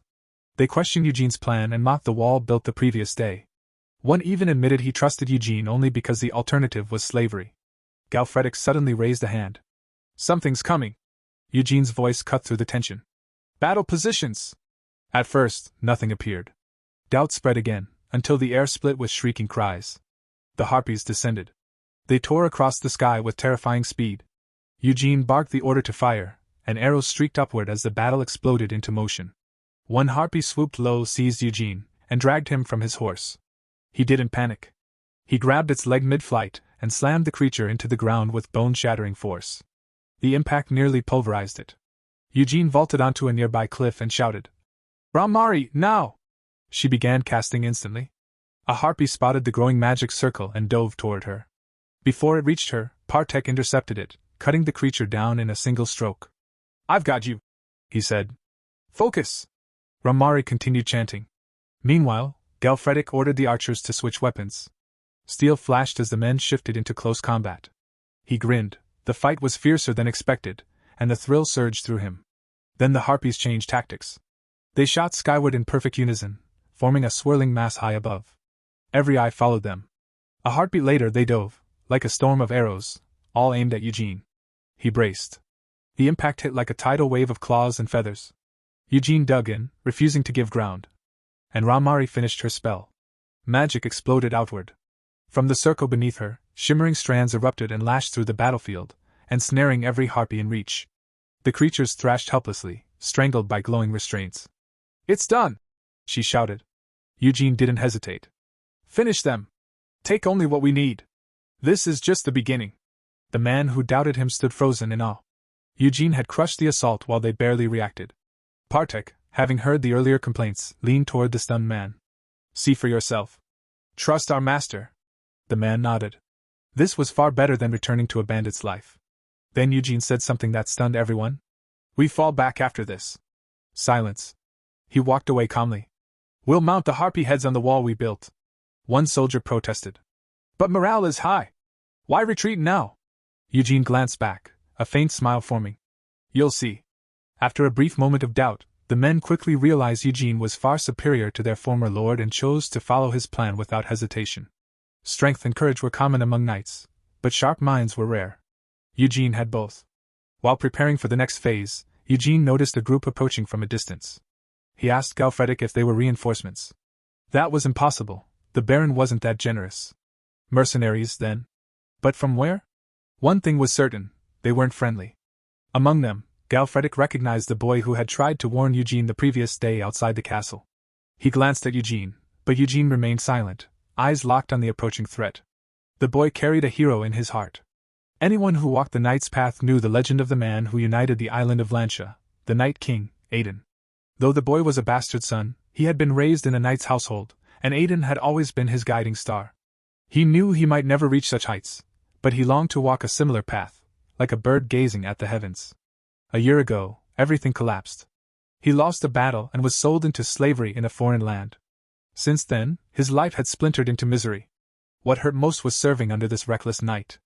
Even now, as he looked at the Baron's enforcer, Sir Oleg, he couldn't understand why they were ambushing a raid unit. He endured by clinging to his hero's memory. The Night King would never have chosen such cowardice. Oleg's party eyed the wooden barricade Eugene's men had built, confused by its purpose, and more unsettled by the fact that Eugene's group was clearly ready for them. Eugene and Galfredic stood outside the fence, calmly awaiting the intruders. Oleg barked an order to charge, threatening death to anyone who disobeyed. Instead of sending seasoned fighters, he pushed slaves to the front, promising coin for every kill. The boy silently wished the Night King were here to save them. Across the field, Eugene and Galfredic gave sharp commands. Their men snapped into formation. The enemy closed in. And the sky erupted. A thunderous roar froze everyone in place. Wyverns burst over the castle walls. They dove with blazing fury, fire spilling from their jaws and turning the battlefield into an inferno. It seemed this was the first time the Wyverns had left their stronghold, and that chaos was no accident. Eugene had been waiting for this. Oleg's men urged him to fall back, but the brute never listened. He ripped a bow from one of his soldiers and aimed at the Wyverns. His men protested. They were hired to fight a raid unit, not monstrous beasts. But Oleg cared nothing for their lives. Only his pride mattered. He lined up his shot. And the harpies surged in from behind. They tore into his formation.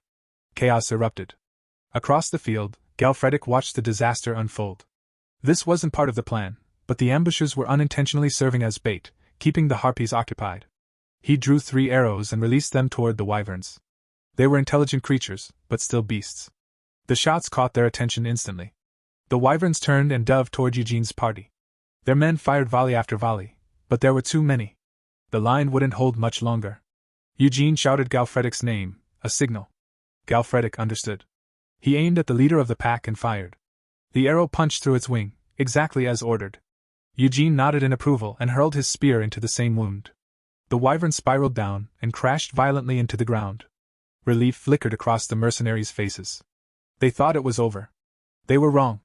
Pinned to the earth, the Wyvern unleashed a torrent of fire. Flames roared across the battlefield. The mercenaries scattered in panic, diving for cover. Galfredic called to Ramari, asking if she could restrain it like before. She said she would try. She stepped forward. And the Wyvern lunged. Before it reached her, Eugene threw himself between them. Its jaws clamped onto his shoulder. At Eugene's command, Galfredic pulled Ramari away. Then, in a horrifying instant, the Wyvern swallowed Eugene whole. The battlefield froze. Shouts of his name rang out, panic spreading like wildfire. But Ramari was the first to notice the truth. Eugene wasn't consumed. He was bracing the monster's jaws open with one arm from inside. The Wyvern blasted fire down its own throat. Everyone screamed again, certain Eugene couldn't survive that. Then the beast convulsed. Its eyes burst with blood. A violent tremor ran through its body. And it split apart. The harpies saw the carnage and scattered in terror. Silence fell. From the ruined maw, Eugene stepped out, drenched in blood but standing tall. The remaining captives stared in disbelief, convinced moments ago that he was dead. Galfredic met him at the opening and demanded to know what happened. "I drove my sword into its throat," Eugene replied calmly. "The Wyvern's blood protected me." That was the story he allowed them to believe. The truth was different. He had shielded himself with black scales when the flames hit, then hurled the sword he'd taken from the bandits. Remarkably, the weapon remained intact even after the inferno. An extraordinary blade. If he could acquire more like it, his strength would grow significantly. Any lingering doubt among the captives vanished. Cheers erupted as Eugene emerged fully from the carcass. Meanwhile, Oleg attempted to slip away in the chaos, hoping to survive and strike another day. Too bad. Eugene's men had already seen him. If you liked this recap, make sure to like, subscribe, and stay tuned for more awesome manhwa stories.